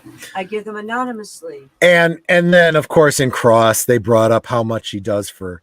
You can give money to charity anonymously and nobody knows about it. Sure. But when you're Johnny Depp and you go and volunteer at a hospital, or you do a film opening and you have the studio dedicated all to a charity, and you bring people in from a charity and you sign autographs, you can't hide that. That's public, when you give of your time and stuff like that. When you show up at Disney unannounced and put on the costume and you take the place of the animatronic on the ride of the Pirates of the Caribbean, to surprise the guests, or when you get on the ride with the guests and you point out, oh, he looks like me, and you're dressed like, your character. That's That's funny. great stuff, right? You can't hide that. But how much he gives to charity, we'll never know. And good on him. Why should we, right? Whereas, and I know where Netter was going with this, so let me bring up that point. So in their divorce, Amber got $7 million, just a divorce agreement. And she claimed publicly that she didn't want the money. She didn't need the money. She was going to give it all to charity. So she was going to split it up between some children's hospital and the ACLU. Well, during the trial, they had representatives of both the hospital and the ACLU to testify that they never received the $3.5 million that was pledged to them. What they did receive was, I think it's like $1 million each or something from Elon Musk in Amber's name. That was claimed to go against that $7 million, but no, she didn't receive that. They also received the children's hospital received, I don't remember how much, from Johnny Depp in Amber's name, but it was what he was supposed to pay to her. And she got all bent out of shape about that, because if you give to charity, you could get a tax deduction for that. So you should give twice as much because you got a tax deduction. You need to give the money to me so I can give to the charity. I'm sorry. I don't care how you look at that. That looks fucking petty. You don't care about the hospital. You care about the fucking money. You care about hurting Johnny Depp. You care about him making sure he doesn't get a tax deduction. That's what you care about. That's how it looks. You can make an argument to the contrary. Yes. Vanessa Paradis is the mother of Johnny's children, and Steve and they weren't married, right? They had children together, but they weren't married. Am I correct about that? If Jane Seymour shows up at my door right now, well, I'm a married man, so I don't care who shows up at my door. The answer is no, but I sure as fuck understand the temptation. Yes. She has a new show actually on Acorn. Does she? Yes, she's a retired woman who decides I'm gonna solve crimes in my spare time, and it annoys the main detective at the police agency in England or whatever because it's her son. He's her son. Let me just say this, because I might be able to get away with this because Netter stepped away for a second. Jenny Agutter, who I've talked about many, many times. Yeah. She recently was in a BBC film, series, I think it was, where she plays the Reverend Mother of a convent. And I saw one episode of that, and I'm like, I'm going to get struck by lightning or go to hell or something, because I'm sorry. I just see her as a hot nun as far as I'm concerned. And she's an older woman, and I don't know. Maybe I got the MILF thing going on. I don't know. But, what? I told Nanette this when we were dating. She felt a little she had the Ellen Barkin kind of uncertainty kind of thing, and she's like, "Does it bother you that I'm 8 years older?" I said, "Sweetie, I'm into older women. If there was going to be someone else, it might be someone older, not younger." Gotcha. Okay. I've had some bad experiences with women who are my age or slightly younger. There's a maturity level there, I got you. So I kind of looked to older women just because I was looking for someone who was mature. And well, I think anyone that's followed our channels for any length of time, 30 years of marriage, probably knows that me and Netter, it was a good choice. It was a good match. Good. I've kept her fooled for 30 years. She thinks it was a good choice on her part too. This is what I say when she's away from not hearing. Away from the camera. Gotcha. Yeah. So anyway, yeah. So I did want to get back to yesterday. Oh, no, wait. Yesterday was Kate Moss, so it was Wednesday. Kate Moss. Wednesday was Walter Hamada. So I mentioned this so-called expert, Catherine Arnold, who was comparing her to Gal Gadot and Jason Momoa and Chris Pine. I mean, come on, seriously, Zendaya. I'm sorry, these are not comparable for what her earning potential was. And Walter Hamada was able to come in and just drop the mic on what their agreement was. And he came in and outlined what her contract said. He refuted the fact that she had been released from her contract. No, she's still under contract with option for Aquaman 3 if we choose to go that route. They had some other expert, a guy by the name of Richard Marks. I remember that because it's the same as that singer. But he was an older guy who is an entertainment lawyer who came in for the Johnny Depp side, who basically pointed out how ridiculous Catherine Arnold's estimations were, and he basically said she doesn't know what the fuck she's talking about, the difference between contracts and options and so forth. And he said that's not how it works in Hollywood. They have her contracted for Aquaman 3. No, they have her optioned for Aquaman 3. And yes, she'll probably make, if she's contracted or if she's optioned for $4 million, she would make $4 million if they decide to retain her and use her for Aquaman 3. That's if the movie even gets made. Let's assume the movie gets made. Let's assume they decide to use her for Mira. She'll make $4 million. She won't make more than that.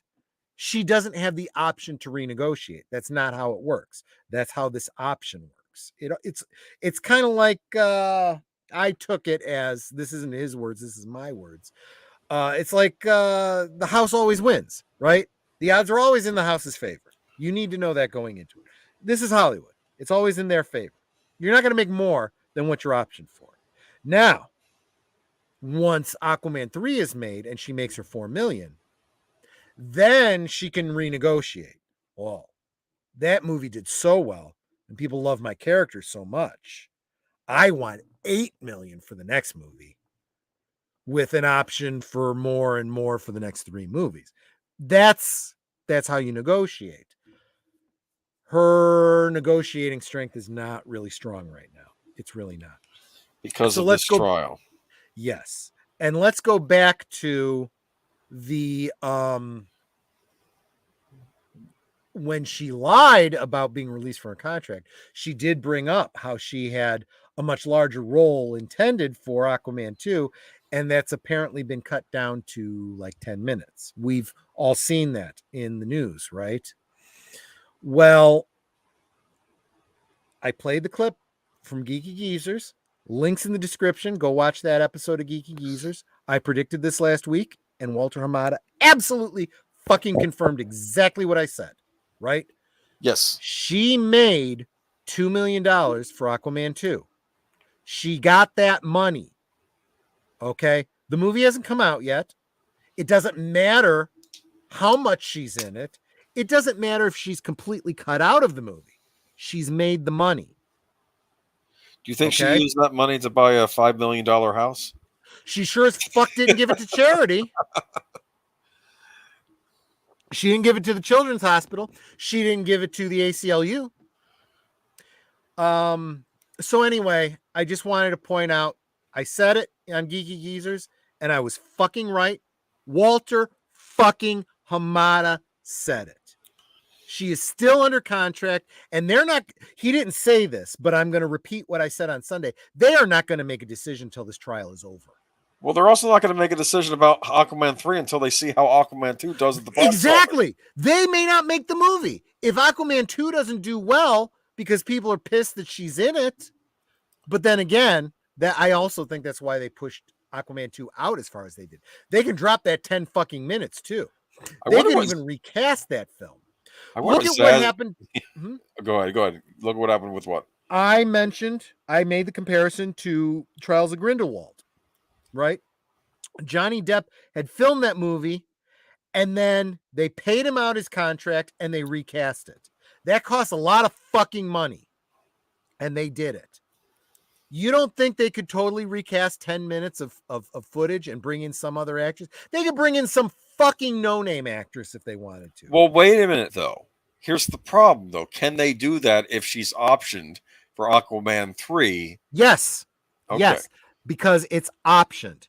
They can recast. They cannot make that movie. They can do whatever the fuck they want. That's what Walter Amati didn't say it in those terms, but he implied it, and it was Richard Marx who confirmed it. An option just means you're on the hook if they want to bring you back. And yes, she would have to appear in it if they made Aquaman 3. If they decide to recast, too bad, so sad. If they decide not to make the movie, too bad, so sad. That $4 million does not go to you. It's not a guarantee. It's holding you on the line. It's a promise if we decide to use you. If we decide to go forward with this film, you'll get $4 million.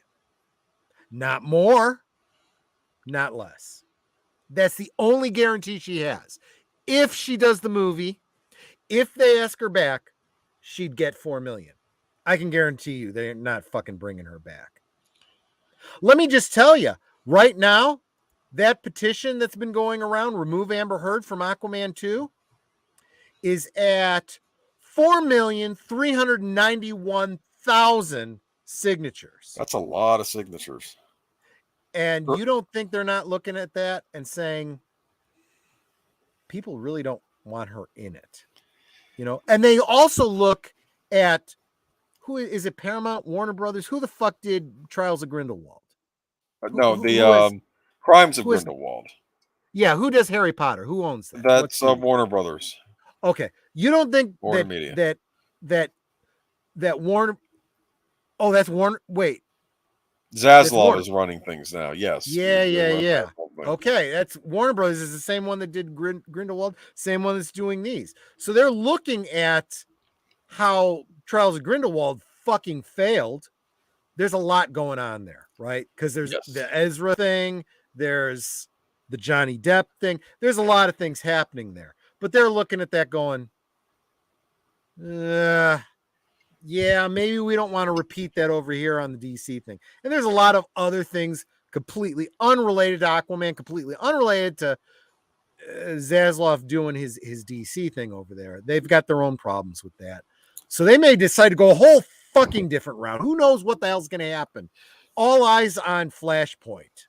You know, Amber Heard and Ezra Miller were both in the Stand remake for Paramount Plus.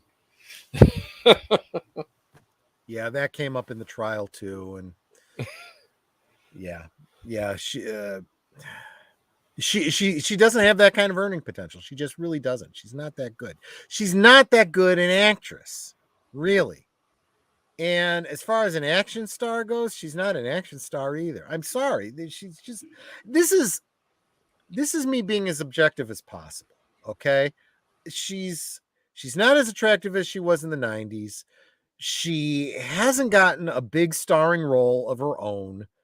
She's ridden Johnny's coattails, and now she's blaming Johnny for her own mess that she's created for herself.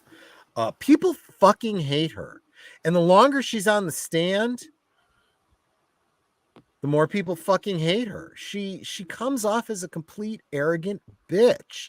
And when she cries those crocodile tears, nobody's fucking moved by it. Nobody believes it.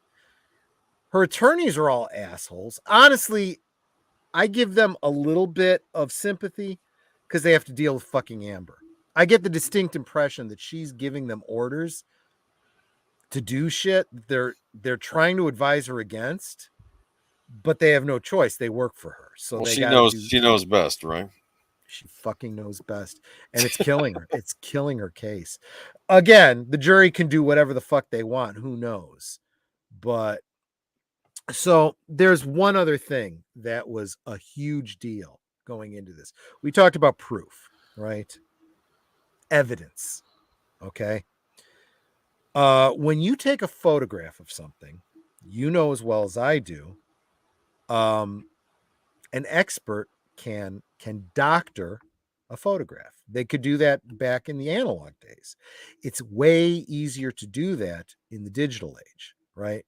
I've shared on this channel some of my digital manipulation stuff. It looks good. It's digital because it's a digital manipulation because what the original looked like. I changed the colors. Right. I tell you what I've done, right? But there's one picture that I edited. It was a picture of Gene Hackman. And I have him depicted in the Oval Office. And it looks for all the world like, President Luthor.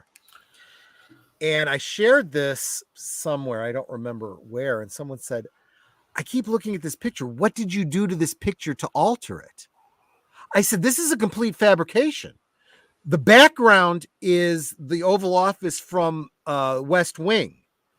And the foreground is Gene Hackman, and I've removed his hair in the picture. And everyone's like, I can't tell you edited anything. I'm like, oh, thank you. That makes me feel pretty good. As an amateur, Photoshopper, that's pretty cool, Yeah. And I've learned how to play around with lighting and, make shadows, so that, that's the biggest thing. If you take something and superimpose it on a background, if the lighting for the background is here and the lighting for the foreground is here, your brain automatically registers it. You may not be able to say why the lighting looks wrong or whatever it is, but your brain knows something's wrong. That's uncanny valley stuff, right? Yeah. I've learned to, okay, well, the lighting's wrong, so I have to alter the lighting before I bring this into this picture and so on. So, okay. Anyway, the big problem is with digital pictures, there's something called metadata. Okay. And forensic digital techie geniuses are able to look at that metadata and tell you this is an original picture or this has been altered and this is how it's been altered. And they brought in experts to look at all of these. Here was the problem before the trial. When you're going to submit evidence in any case, there's something called disclosure, right? Opposing counsel needs to be able to get a copy of or see the evidence and evaluate it. You can't, they run afoul of this in movies all the time.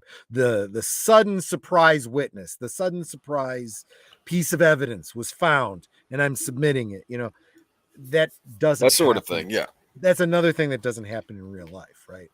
Right. Well, there was disclosure for any pictures that they were going to submit.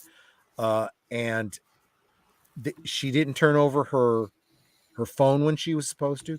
She didn't turn over the pictures. And what she did turn in, forensic experts were like, this has been altered somehow. We can't say exactly how because the metadata says that this picture was taken in 1900. Think about that for a second. Wow. Okay. How many digital cameras existed in 1900? None. Zero. Yeah. So clearly something was done. Now, there have been people, I don't know enough about this, but people in chats and stuff have said, well, that's the reset. If you erase, the metadata, that's the basic baseline information.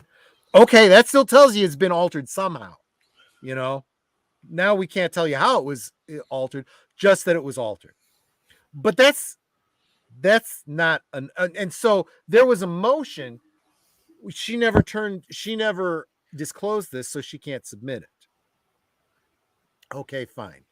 The judge decided they could submit it, but on cross-examination, you could address the veracity of it based on the lack of metadata. So that was a compromise that was made. So a lot of the pictures that Amber submitted cannot be authenticated. I won't say they were altered. They just can't be authenticated. However, there are some that you can absolutely 100% say were altered. And the reason you know they were altered is because they were submitted twice for two different incidents. Here's what I'm referring to. I'm not going to. I've already come very close to some copyright issues with stuff I've shared so far, so I'm not going to share the actual picture. But there are two pictures that were submitted by Amber for, what do you call it? The bruises on her face, right? Right. And she claims that they're for the same event, but they were two different pictures taken with different lighting. So think about this. I take a picture like this, and then I do another picture with different lighting. Okay, great. Oh, great. I got to go through something to turn the light back. Whoa, look at that. Yeah. So I could take two different pictures that look almost identical with different lighting, and you're going to go, oh, okay. So same event. The problem is that Amber Heard has long hair. I got zero hair. So if I was to pause like this and turn off that light again and someone took my picture, they could look identical and you wouldn't notice it. But there's no way that her taking a picture of herself with a wisp of hair here and so forth, she could go and turn off a light and have all of her hair in exactly the same place. And what they did was they took those two, the Johnny side took those two pictures and superimposed them over each other, and they lined up perfectly. And one shows a more prominent bruise than the other one, demonstrating how she artificially changed the lighting. It's the same picture. And they had a forensic computer guru come in and say, the metadata says these are the same pictures taken on the same day at the same time. They're not two separate pictures, but they were both altered.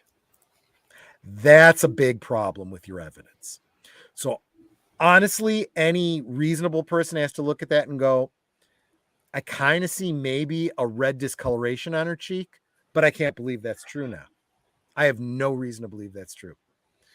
And if she's altering evidence, and then there was just the lack of evidence on some pretty big things. She talked about being beaten bloody, broken nose, having her hair pulled out. I'm going to get graphic because I said I would at the beginning. I put the disclaimer in. So sorry, guys, if you guys are squeamish, I'm going to get graphic. She claims to have been raped with a wine bottle, and she didn't know if the wine bottle was broken at the time. And she was supposedly bleeding from her vagina, but never sought medical attention. She went upstairs, she took a sleeping pill, went to bed. There's a scene in the movie Gone Girl. Glad you mentioned that. Yes, where it's not the lead woman played by Rosamund Pike. In order to make it sound like some man she was staying with did her some harm, actually does that to herself with a wine bottle. That's what they kind of made a point about, I think, right?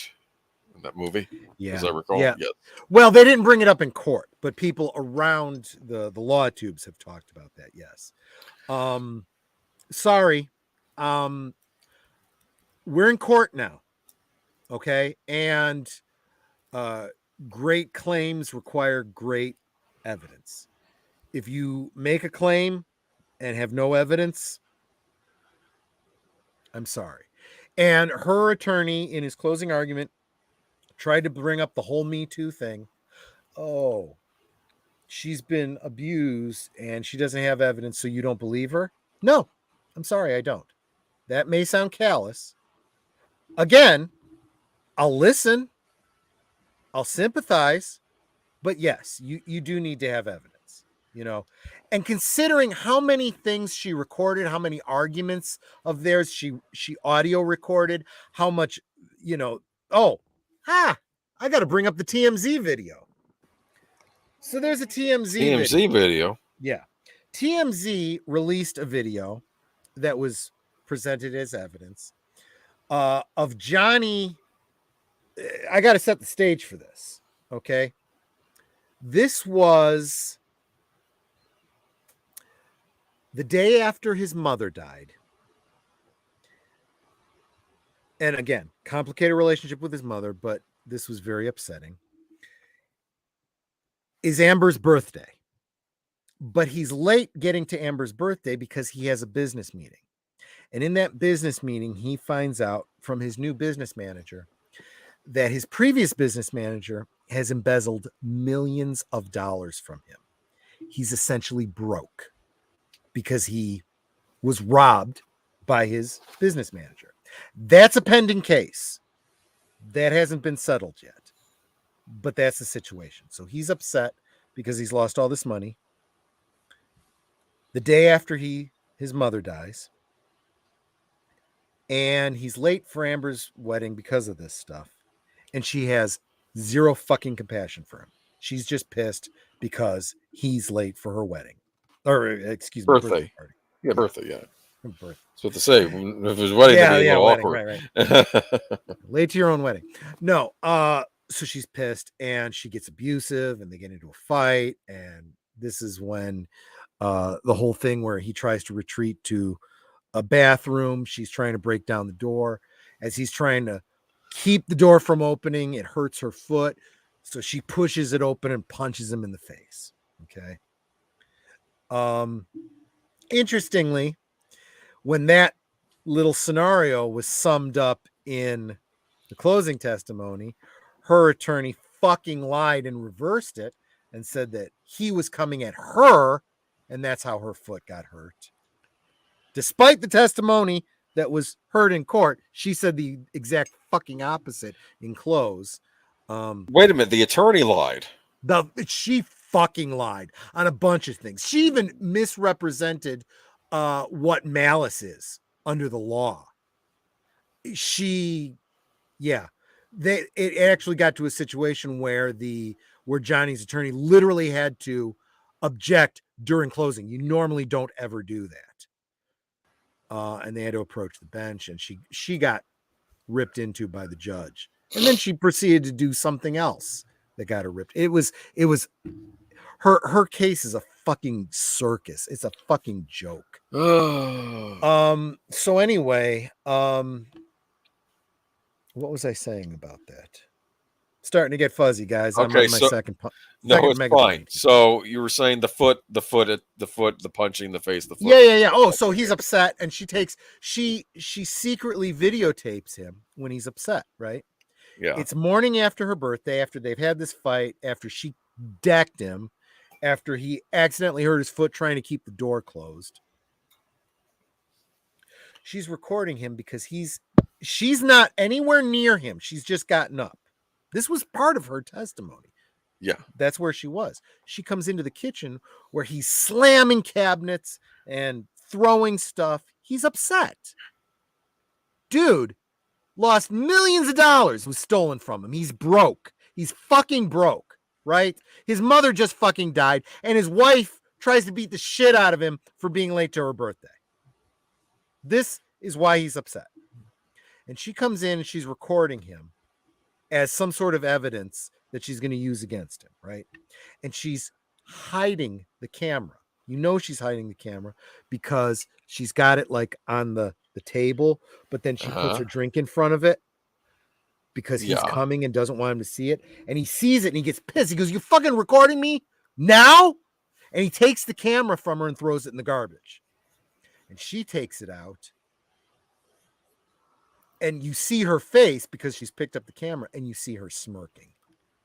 It's like, you're not being abused here. You're actually being abusive by recording him in this moment. That's fucking bullshit. Yeah. She submitted a bunch of pictures of him where he's passed out. One of him sitting on the floor with an ice cream cone dripping onto his lap. Another picture of him asleep at the dinner table. The guy has a drug and alcohol problem. He does. And he was upfront about that before she even got a chance to testify. He talked about how he would take drugs to go to sleep. He'd get sleepy. He'd work these long hours, and then he'd take a downer, and he'd take some alcohol, and then sometimes he'd pass out. on the plane. He'd pass out on the floor. He'd pass out. And look, whatever you think about someone with a drug and alcohol problem, anybody who's worked long hours, anybody who's had problems sleeping knows what it's like. Netter has had every opportunity to take pictures of me falling asleep on the couch, fall asleep in a chair, fall asleep at the dinner table, on the floor, watching TV. And I don't have a drug and alcohol problem, although you guys see me, at my drunkest on Fridays. But I'm talking about in the middle of the week. Middle of the week when I was working double jobs. Right. When I was much heavier and I had a sleep apnea problem. I once fell asleep at the wheel. I fell asleep at the wheel driving. Well, I was stopped at a red light and I fell asleep and coasted into the car in front of me. Ooh. Yeah. Netter has never held that against me. She knows what my problem was and why. She didn't take pictures of me and use them against me or anything like that. Why would she? You got to be a special kind of bitch to do that. That's the only thing I can say. But I'll tell you something. You're trying to depict someone as being violent. You're taking pictures of them falling asleep. Oh, one of those pictures, by the way, one of these pictures was him having fallen asleep in the sun on vacation. For fuck's sake, it's vacation. That's one of the things you do. You fall asleep in the sun in a chair because you're on fucking vacation. Was there an alcoholic drink next to him, perhaps with an umbrella? Not in the picture, but one does assume he probably had been drinking, and that's. Yes. I'm sorry, I don't see that as a problem. Oh, I'm sorry, I didn't see that Matanui was on his way out. Thanks for stopping by, Matanui. If you catch, the rewatch later or catch the end of the show later on. But yeah, so that's kind of. I'm trying to think if I kind of I gave you all the flavor of it, right? Today was closing arguments and it went a little long. This judge, by the way, it's my impression that she hasn't practiced law as a lawyer. Not all judges are coming from the pool of the bar. Her experience was she's a former Marine and she ended up becoming a judge. So she's got the basic knowledge of the law, but I think sometimes she makes bad calls on the objections. Mm-hmm. But she sure does seem to be fair and balanced. So I certainly couldn't hold that against her. And she's fucking no nonsense. She has ripped into the gallery. If I hear any more noise, I'll clear this court. That kind of a thing. She's reprimanded Amber's attorneys, like I said. But one of the things she's very, very firm about. This is a 6-week trial. This is her courtroom. She is strict about time limits. Both sides were given an equal amount of time. Johnny's team was very conservative with their time, and they had many hours left over at the end to do with whatever the fuck they wanted to. Amber's team ate up their time on stupid shit. On witnesses they never should have fucking called, asking questions, going down a line that went nowhere. It was ridiculous. Yeah. I don't know. A lot of people are saying, did Amber scrape the bottom of the barrel with these attorneys? I don't know. They've done some things that were good, that were competent. I think their hands are tied in a lot of ways by their client. She's running the show, not them. So they're getting effed. And I don't know. People try to keep making defenses for her one attorney, Elaine, but she comes off like Nancy Pelosi to me. Someone who's drunk and senile. Honestly, okay. So one of the things is this is a televised thing, so they're all on mics. Right. Elaine keeps fucking turning off her mic. And she'll be objecting, but no one can hear what she's fucking saying, including the judge. And the judge will be like, your mic, turn your mic on. You know? It's like, after you've done it once or twice, the third time people start getting pissed. I swear, she's done it a dozen times. People are fucking annoyed with that shit. It's like, I don't know what the fuck you're saying. And if your mic isn't on, you didn't say anything. I'm going to fucking ignore you. That's what I would say if I was the judge. You know, she's very good not to say things out loud in front of the jury that would bias them. But I'll tell you something. I would say, attorneys approach the bench. This shit continues. I will not listen to you. Figure out how to fucking work your mic. I'm getting tired of it. And when you're in the judge's court, it's yes, ma'am. Absolutely, Your Honor. You know? Yeah. So, what do you think? So the trial is over now, though, right? So today was closing arguments.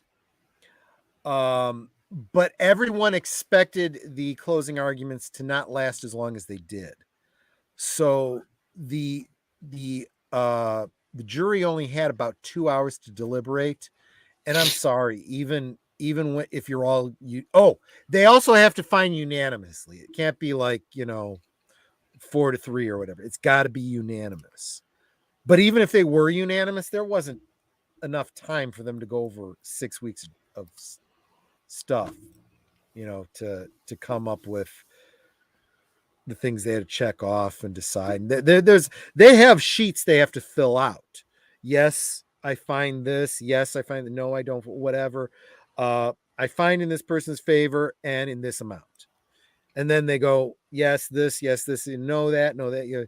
Yes, I find in this person's favor and for this amount. They didn't have time to do that, even if they were all in agreement on everything. So there was no way they were going to come to a decision today. Court's not open during the weekend, and this is Memorial Day weekend, so they're back in court on Tuesday. Okay. So we won't. Tuesday's the earliest that we'll find out what happened, but it's entirely possible it goes to Wednesday. It can go to Friday. It could be a hung jury. There could be if that happens, that's a new trial.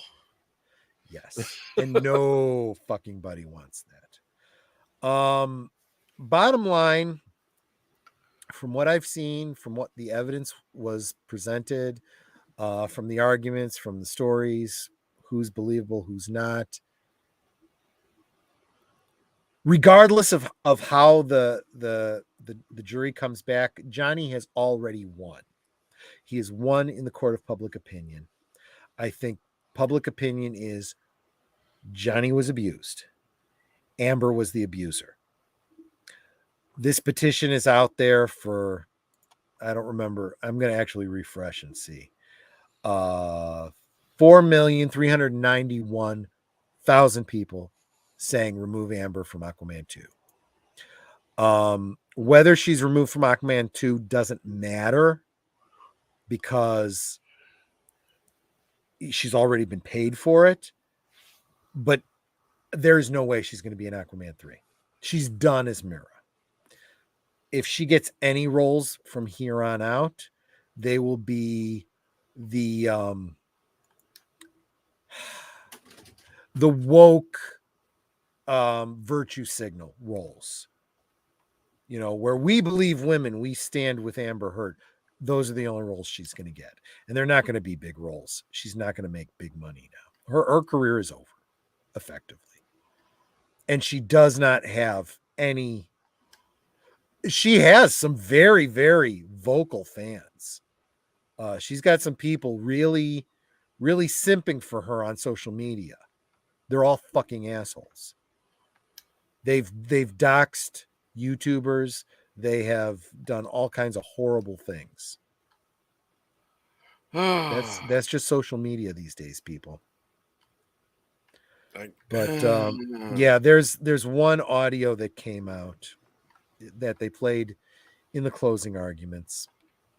It's probably the most damning piece. It's an argument where they're arguing about the Australia incident where he lost his finger.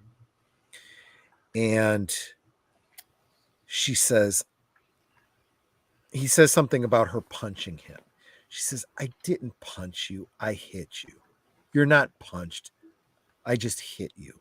I'm sorry I didn't hit you with a straight open hand slap. I don't know what exactly the position of my hand was, but I didn't punch you. I hit you. Don't be such a baby." Yikes. These are her own fucking words. I'm sorry. I don't care if you slapped him, if you punched him, if you hit him, if you shoved him. This is physical abuse. And I'm sorry, there was no evidence presented.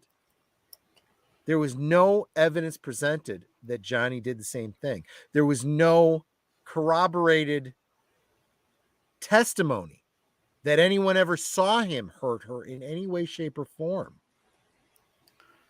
None. And even her sister, Whitney, who corroborated some of one event, that story was disputed by two other witnesses that were there that said it didn't happen the way they said. So it's really, really hard with the preponderance of evidence to give them the benefit of the doubt and say, well, these two people, are pro Johnny. They were paid by him and we believe them. No, I'm sorry. I go, that's her sister. I'd lie for my family. Right. Mm-hmm. And no one else besides Whitney has corroborated anything that Amber Heard has said. It's just that simple. She makes these. She talks about this situation. They were on the beach and they were taking ecstasy, and this girl was cuddling up to her, and Johnny got jealous and said, "Get off my woman. She's mine. She's not yours." Grabbed her by the wrist and said, "Do you know how much pressure it takes to break a human wrist? Because I can do it," or something like that. Well, her good friend who was there at that incident did not corroborate it. Interesting. And no one brought in that girl to say, yes, Johnny grabbed me and this is what he said to me, and nothing. She made the same claim about a flight attendant on a private flight that apparently the same thing happened. They were taking ecstasy. Johnny got, and he made the same, which seems in and of itself, just her telling the story didn't. Wait a minute. Plausible. If she's taking ecstasy, isn't her perception of reality skewed anyway? Bingo. Because it's all about Johnny's drug use and how his drug use can cause, but her drug use is perfectly fine. And she remembers everything perfectly. And she, I'm sorry. If this flight attendant, this happened, where is she? Why didn't she come forward? Why didn't you subpoena her? Because every other testimony, all the other people on that flight, including Johnny, he had taken some sleeping pills. He had taken some alcohol. He fell asleep immediately upon getting on that flight. Question. I know we heard from some of Johnny Depp's previous people he worked with and stuff. Anybody who worked with Amber who maybe skewered her, or even a relationship, perhaps? No. Or is it all just on Johnny? No. In fact, this is not admitted as evidence, but it's public knowledge because it's been reported. Her previous girlfriend before Johnny, she was arrested for domestic battery of that girlfriend. Really? Yes. So she has a history of this then. That can't be brought up as evidence in this case because it's not considered relevant from a legal standpoint.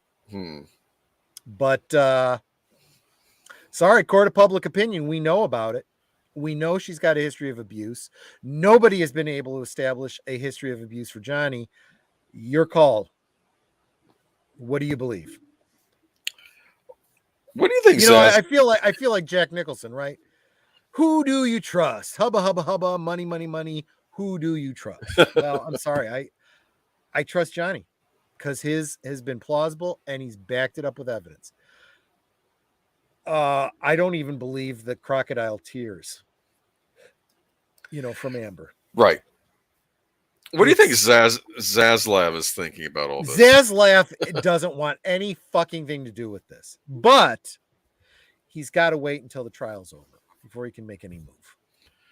So one other thing that I should mention is they keep bringing up the case from the UK. There was a case. Johnny Depp was suing the UK Sun, I think it was, because they referred to him as a wife beater. And he said that's not true and you can't prove it, and that's defamation. Difference is that wasn't a jury trial over in UK. It was a judge. And the judge the judge has been accused by the public of simping for Amber because he threw out specifically presented evidence and didn't allow it to sway him. The preponderance of evidence and his ruling do not match. Anyone who followed that case goes, what the fuck here, judge? But since then, a lot of people have been saying it's not because he's simping for Amber. It's because there was a lot of political pressure under the whole U2 thing. You can't find against a woman. Exactly what people have been saying about these cases.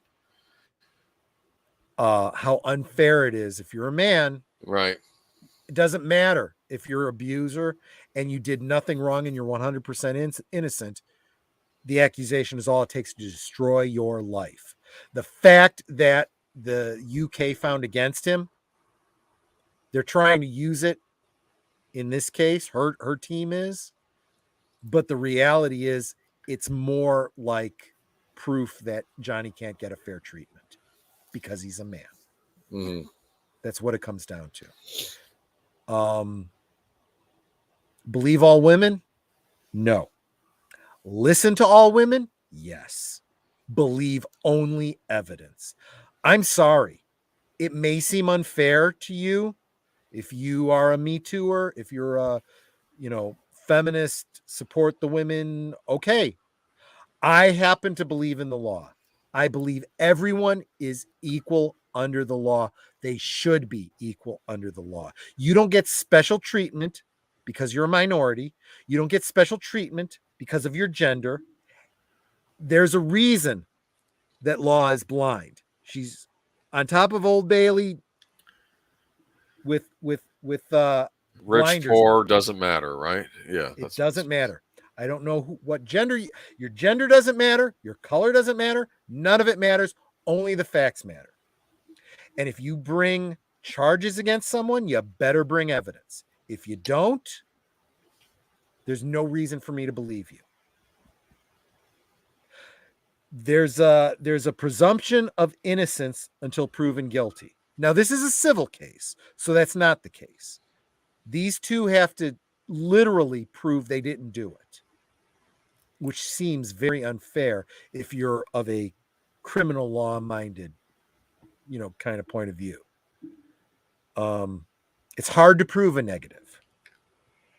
Okay. Nanette says, I abused her and here's the black eye to prove it. Well, that doesn't prove I caused that black eye. And I can't present any evidence of, hey, here's a picture of me not punching Netter. Right. It doesn't work that way. I can't prove a negative. She can bring up a picture of me punching her, or she could bring in people that said, yes, I saw Troy hit her or whatever, but I can't prove the negative. It's like, I got amber eyes. She does. She's right. She's standing there and pointing out she's got dark under eye circles. Okay. It looks like she's. I don't usually go on camera with no makeup. Yeah, go ahead. Okay. So see, dark under eye circles. I've been beating her.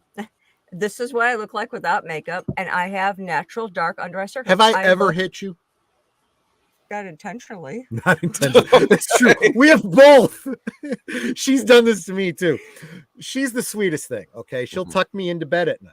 Right. Because I don't want to get too deep into the weeds here, but the way our bed is situated, I get into bed first and then she walks around, right? So she tucks me into bed. Yeah. But when she's pulling up the covers, she's pulling, and sometimes her hands slip and she punches me in the face. I'm like, you just punched. Oh, I'm sorry. Yikes. I'm like, I'm so abused. She just punches me. She's touching me in the bed. You know, I mean, that's the kind of thing she's talking about here. Yeah.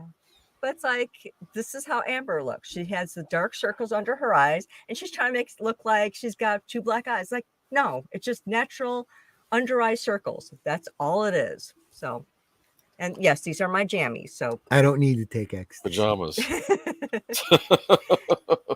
I got little bears all over my jammies, and my big bear right here. Kiss. Mwah. Okay. So anyway, yeah, let's start. We're not doing too bad on time, but we probably should start bringing this to a close. I'm trying to think if there's I went all over the world because I'm drunk, but the trial itself kind of went like this all over the place. I mean, you almost had to be drunk to follow the damn thing. And I'm trying to do this while I'm working. You know, I'm listening to it like in the background. It was just nuck and futz. But yeah, when you look at the evidence and you hear all these people coming out for Johnny, and it's not just a bunch of people coming in and agreeing with them. They tell their story and it's consistent. And these people are not actors. They're just genuine fucking people, you know, and they're upfront. You know, yes, Johnny paid for my ability to live in this apartment. He put me up. He paid me a salary. And I said, I can't just keep taking your money. Why are you paying me? He says, I'm paying you to make art. I'm like a patron and you're going to make art. And when you get big, maybe you share that with me, or maybe I'm investing in you, you know? And if I get something from you in the future, great. If I don't, I'm taking that risk. That's fine. Just make your art.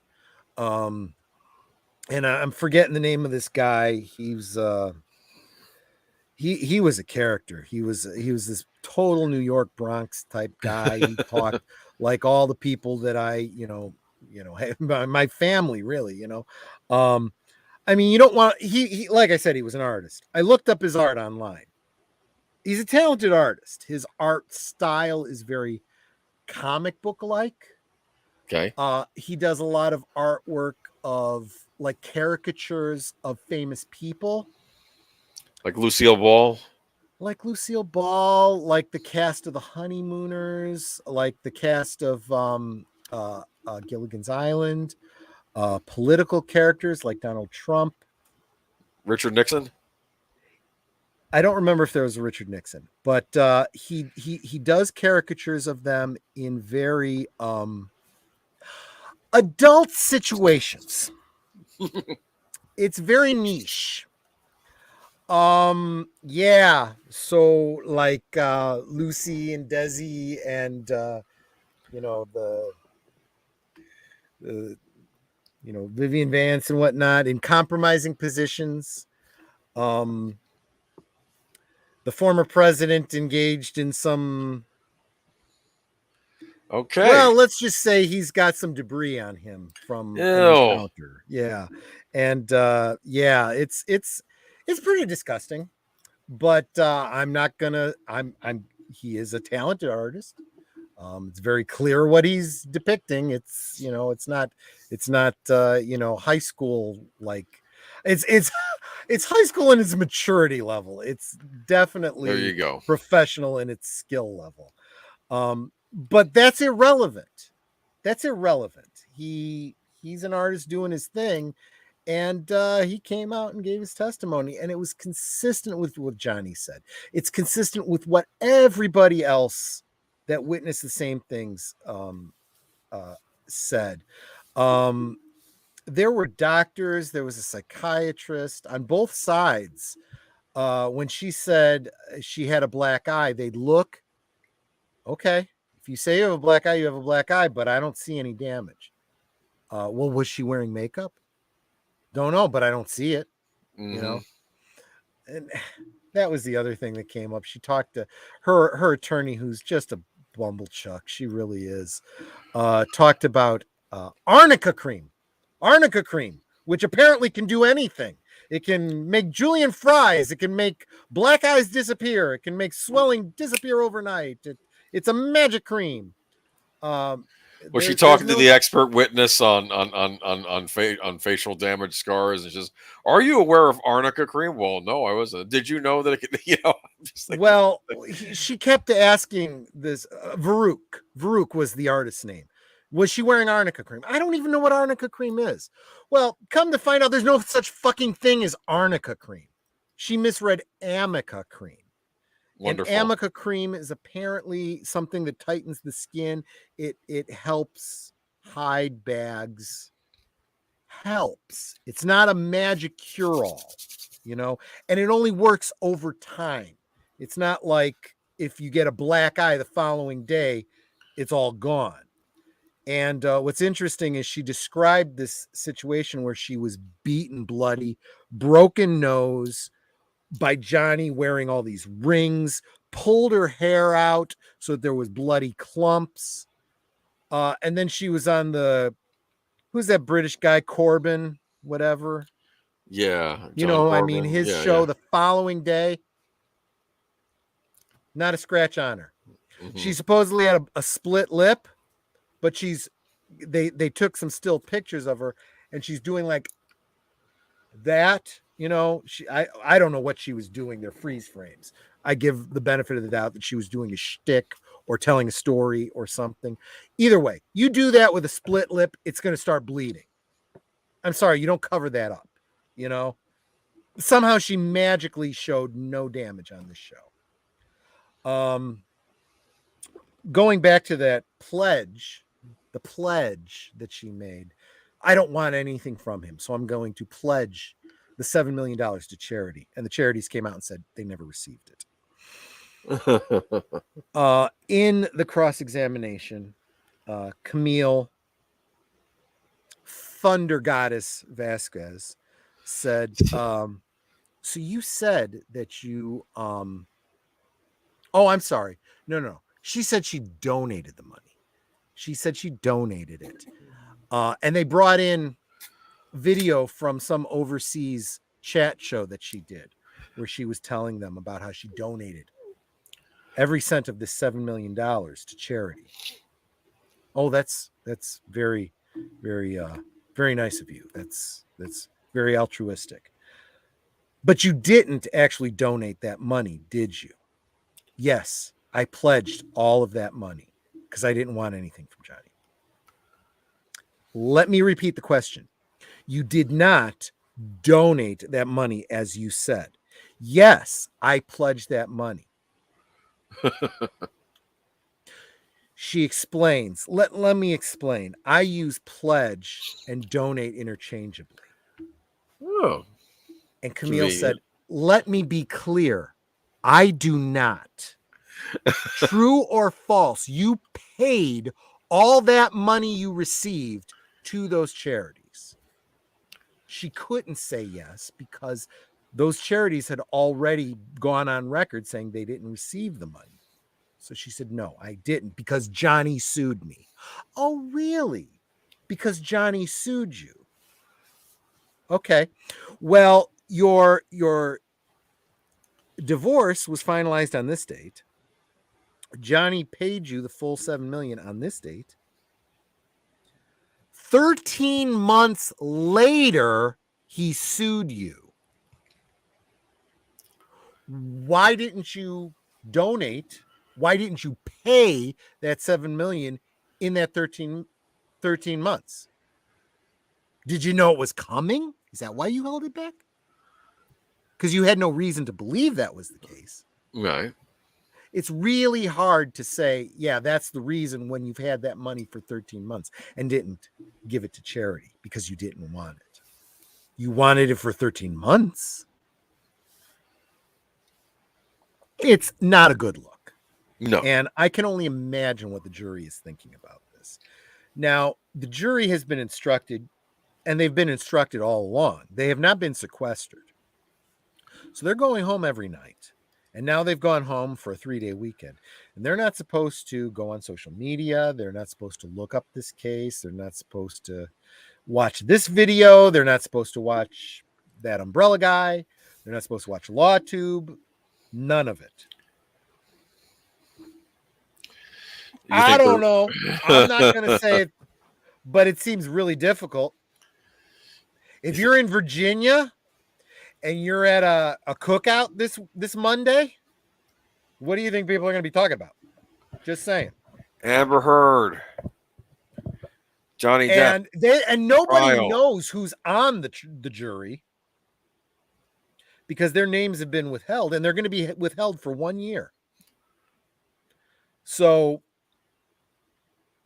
I turned to my friend, hey, what do you think about the Amber Heard Johnny Depp trial? La la la la, I'm not listening. No. Well, as a matter of fact, I've got some insight because I've been following the trial from the beginning. Maybe not tell everybody I'm one of the jurors. It's going to get you in trouble. I don't know. I think it's impossible for them to not get tainted, so to speak, by social media. It's pretty crazy.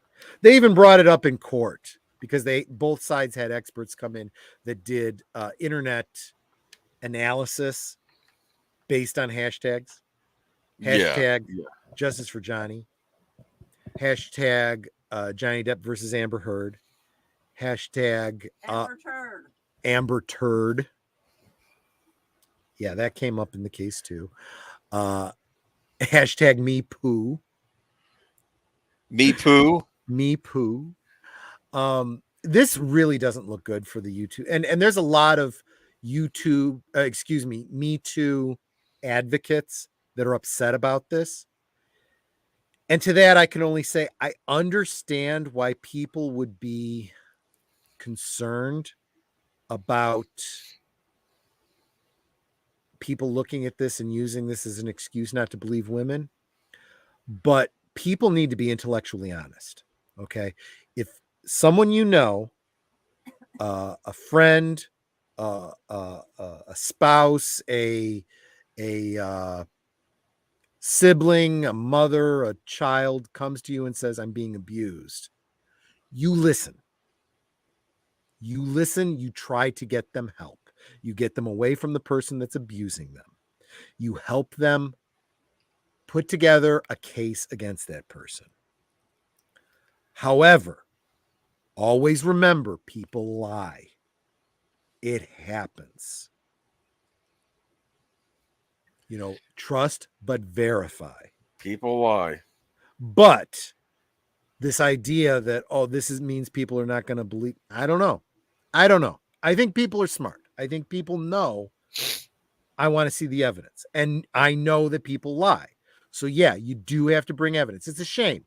It sucks. It's not fair. You've been abused and you've got to pull together evidence. That's how it works.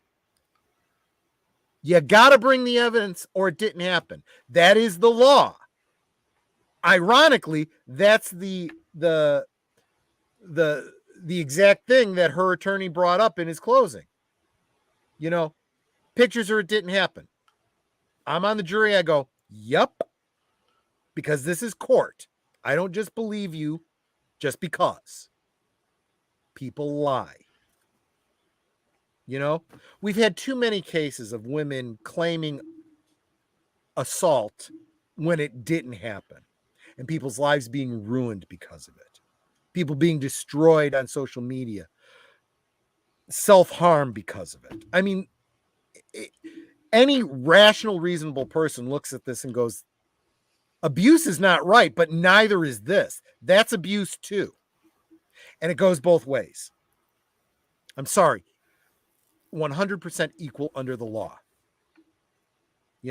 And yeah, Johnny had to bring evidence too, and he did. Actually, some of the evidence he brought was not evidence that he didn't take those pictures of himself with the black eye.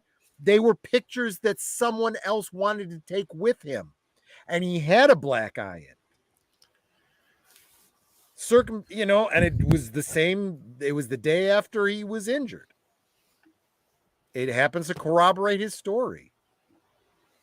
And he said all along, he says there are many times I actually covered for Amber. I didn't want to look like the abused. I didn't want to, be ridiculed. Yeah, because of course being abused by a woman. I also loved her and didn't want her to look bad, which every abuse victim says. When you enter into a relationship like that and then you start getting abused, there's a little part of your mind that says, I look bad for choosing this person.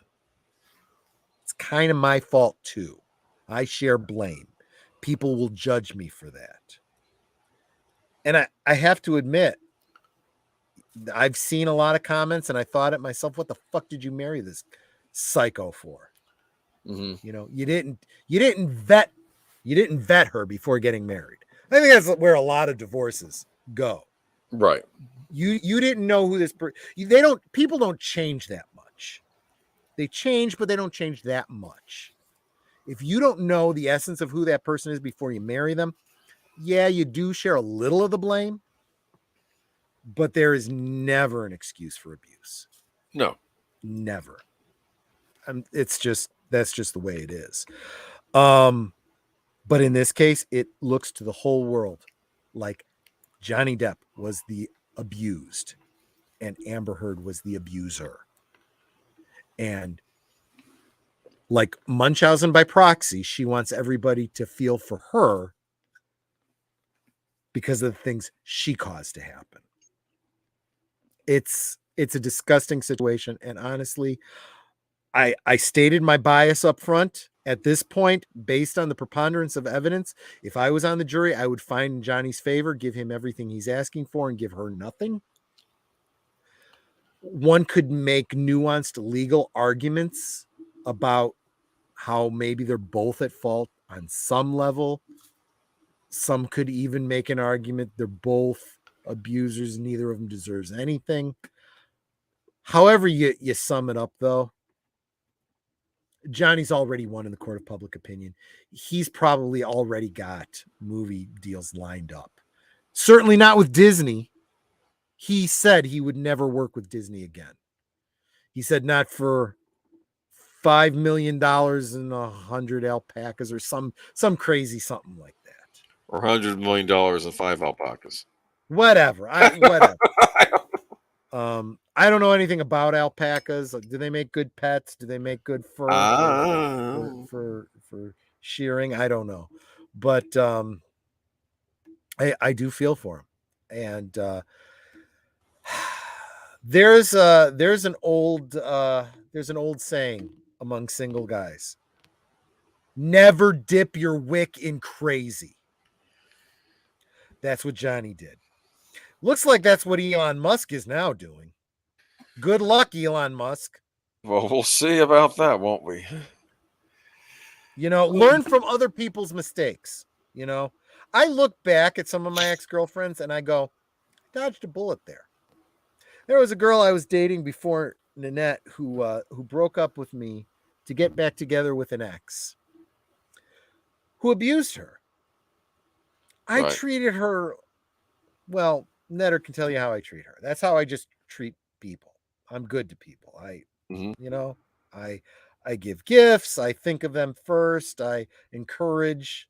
He's polite, well-mannered, chews with his mouth closed. Well, usually, but hey, that's important. But she decided, and before the days of Me Too, I never pressed an advantage, and I guess she wanted a little bit more. So she went back to an ex-boyfriend and whatever. And when she broke up with me, she's like, well, I guess I broke up with her, really, because she'd gotten back together with this guy. And I'm like, okay, well, I'm out. And she's like, well, but this doesn't have to change anything between us. Yeah, it really kind of does. Mm-hmm. I'm done here.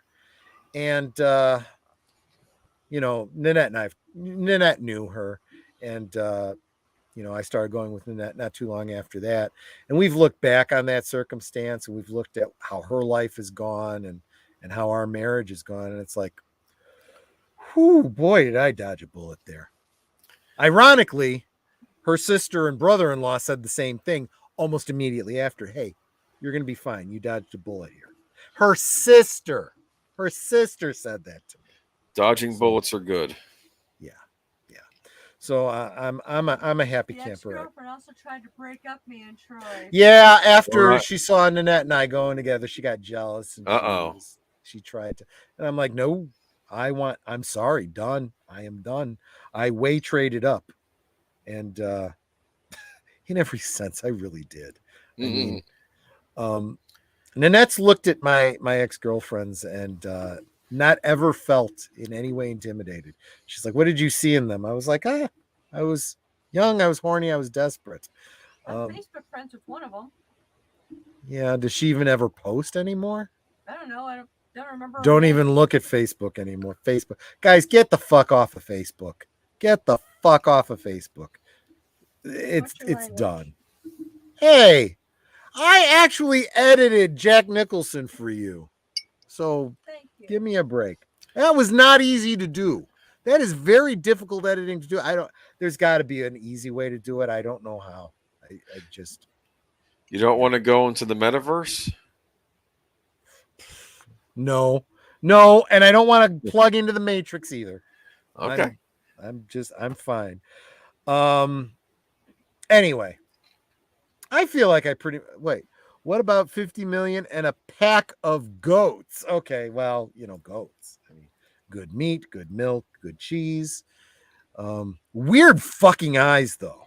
Creeps me the shit out. Yeah, have you ever seen goats' eyes? Oh, they freak me the they're freaky looking. Gotta love it when your own bullet time pays off. Yeah.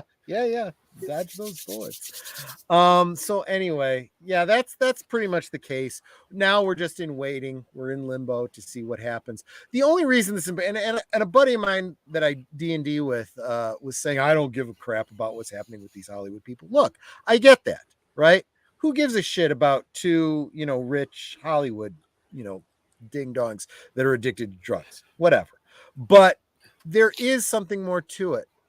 Amber Heard, most hated woman in Hollywood. Is that a current thing for Esquire? Yeah, National Enquirer. Johnny Depp gets last laugh at trial. Wow, do you hear that? Yeah.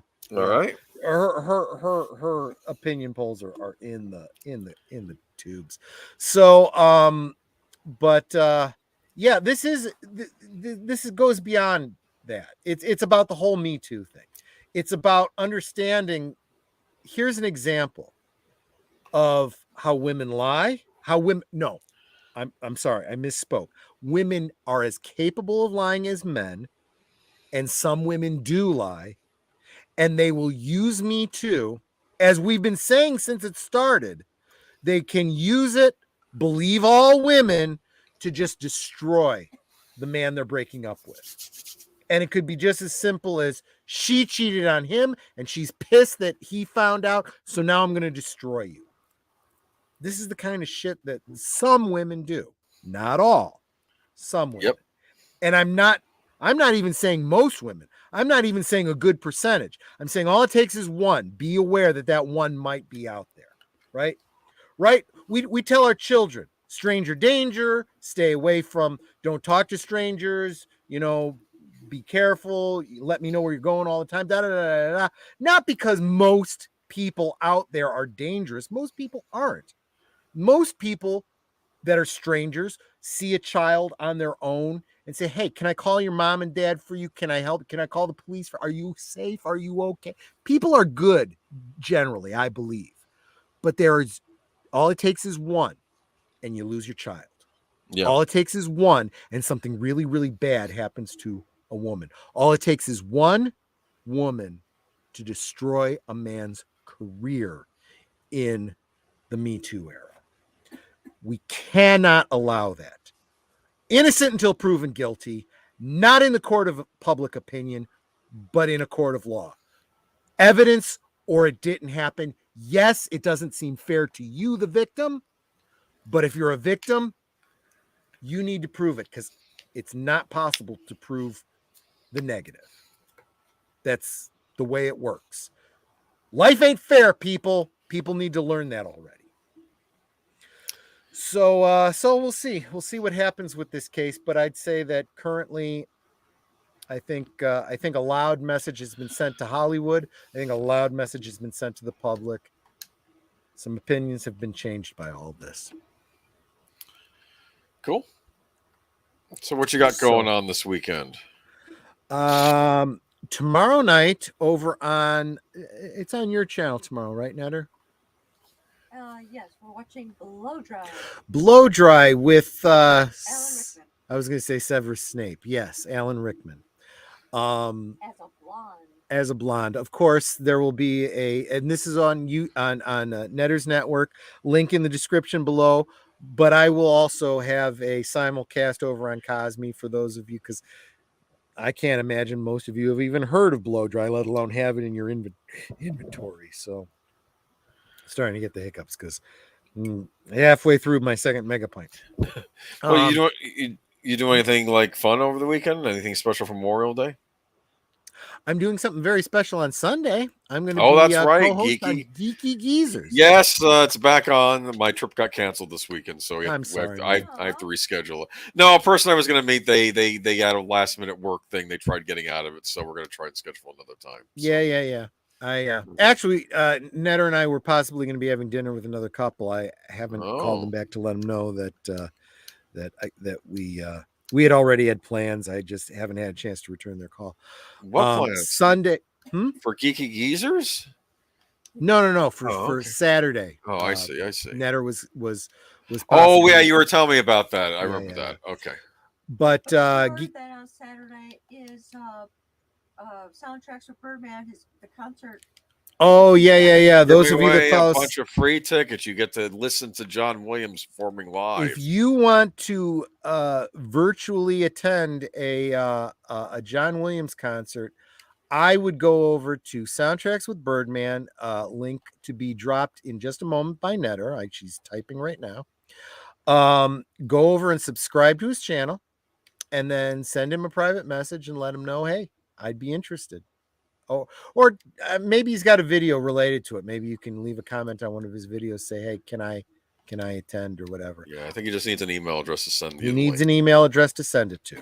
So you got to be prepared to share an email address. You could always just make one up, just for this event. Just so you can get the link from him. Yeah. There's the link from Netter. Thank you, Netter. But go, even if you're not interested, go subscribe to Soundtrack with Birdman. He does some great rewatches and commentaries on Wednesdays. His co-host is annoying though. His co-host is an asshole. It's me. I'm just kidding. He's such a dick. But I gotta put up with him on Fridays and Sundays and Wednesdays. Yeah. So Sunday. Yeah. So occasional Tuesdays. But I'm kidding, of course. Oh my goodness, obviously, I'm a busy man. Knows that. Yeah, but Sunday we'll be doing Geeky Geezers on my channel though. Sunday Geeky Geezers. We're gonna have to pare down the news that we've got because we've got some complaints about the show going too long. Who complained? Mostly from Nanette, who's like, I want to go to bed already. It's no. Look, why don't you send me? Can you send me a rough thing of the notes, and I'll see what I can excise and get it back to you. We can always. I can't. I haven't even started. I'll get it tomorrow morning, though. Okay. Well, whatever. If I never thought of doing that. What I'll do is I'll send the notes to you as soon as they're done before I start putting together the thumbnail. That's probably a good idea. We should probably get in that. Gotcha. All right. But there's a lot of stuff that's been going on this week between well, we're not going to talk about Amber Heard and Johnny Depp. We've covered it tonight. But there's some new movies that have come out. There are some new TV streaming shows that have come out that we might talk about. Cool. Honestly, I'm so foggy. I don't remember what's in the notes. So. All righty. Gotcha. We'll get to that and we'll talk about it. We'll hopefully see you on Sunday. Tuesday, something going on Mr. Mashtick's channel? No, not this week. Not this week, so don't worry about that. Wednesday is there going to be a soundtracks with Birdman on Wednesday? Yeah, we're gonna try for Predator again. If hopefully we can. Jeez, you've been trying for Predator for like 2 months. It's complicated anyway, but Predator is not that complicated. We got to do a James Bond month at some point. I might be. You might, you know that Wednesday night is my D&D night, but I might be coerced into a James Bond night. Well, we'll see. We'll see. Give me enough advance notice. I figure maybe, I don't know. I haven't even run it by him yet, but I figured he could pick 2 and I could pick 2. I don't know of anything going on Thursday, right? No. And then it's back to Friday with you. Friday night. Now, Friday, this is what's really depressing. It seems like every week there's another celebrity from our childhood that passes away. Yeah. And this week we lost Ray Liotta. That one struck me pretty damn hard. Yep. Really. So I wanted to honor Ray Liotta, and he was in a lot of TV shows, a lot of movies. But I put up a poll on my MeWe group for this Friday Night Last Call over on MeWe. Netter, is that a link that you could drop for me to the MeWe channel for Friday Night Last Call? Get over there, start a MeWe account if you don't already have it. Join the Last Call group, because that's where I post changes and things that are going on the channel and stuff like that. And like in this example, a poll of 2 Ray Liotta films that I thought would be good, both of which I have on DVD. Field of Dreams and Goodfellas. Right now, Goodfellas is winning, but I could go either way. Real quick, though, I do want to say how encouraged I am by these last minute comments. Deleted Scene says, good show, everyone. David Pensek says, fun show tonight. I appreciate that. That's great feedback. I super appreciate that. And lovely Sherry, I don't know if you've been lurking all night or if you just came back, but girl, you really, really encourage me. If you ever want to come on as a guest bartender live on stream, I'd love to have you. If that's not your thing, that's fine. I understand, but I super, super appreciate you. I really, really do. But anyway, yeah. So subscribe to Soundtrack with Birdman, which Netter just posted. Well, I guess it would be that way in the chat. Subscribe to, well, if you're here, you're probably already subscribed to me, but subscribe, hit the like button before you leave.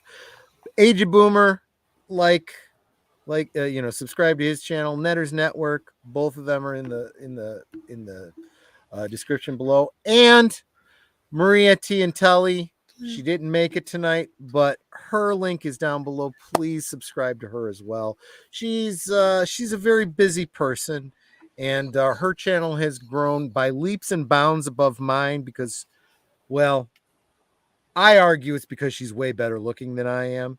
She doesn't buy it, but go check out her channel and you'll probably agree with me. But yeah, she deserves your sub as well. And yeah, I think I'm pretty sure she's approaching the 1,000 mark. Let's get her there because she deserves to be monetized. She really does.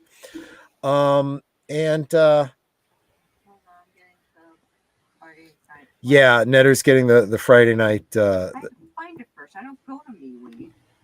Well, see, she's spending all her time on Facebook after I've left and all the other people are leaving. I just had a friend tell me, I hate Facebook. It's so fucking toxic. I'm like, don't know what to tell you. I haven't been there for a year.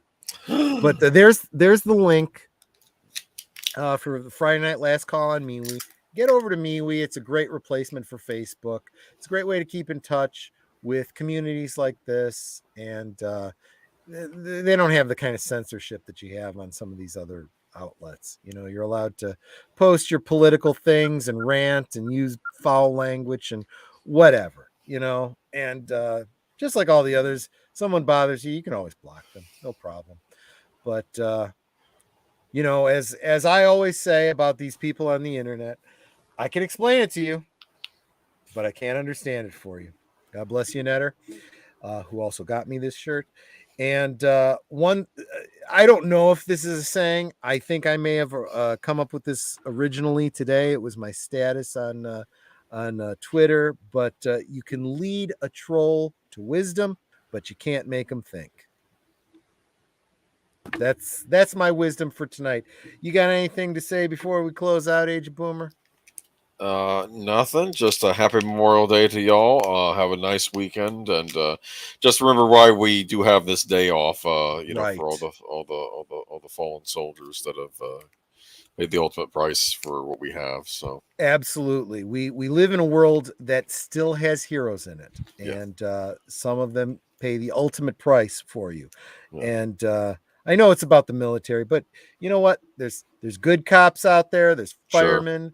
There's there's first responders. There's people that aren't even in a profession that put their lives on the line for strangers all the Yeah. time. Mainly teachers. And teachers, yeah, that give their lives trying to protect kids. So but this was originally based around Armistice Day and remembering the soldiers that have served for you. If you see someone selling poppies on the side of the road, make sure you get one, put it in your lapel, and wear it with pride. Mm-hmm. Thanks so much, everyone. You guys are awesome. I think about you guys all the time.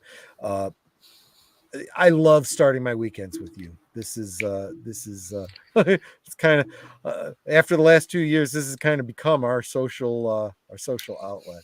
So thanks for being our friends and family. Take care, everyone. Catch you next time. Good night. Good night, ladies. Good night, sir. Hit it, sweetheart.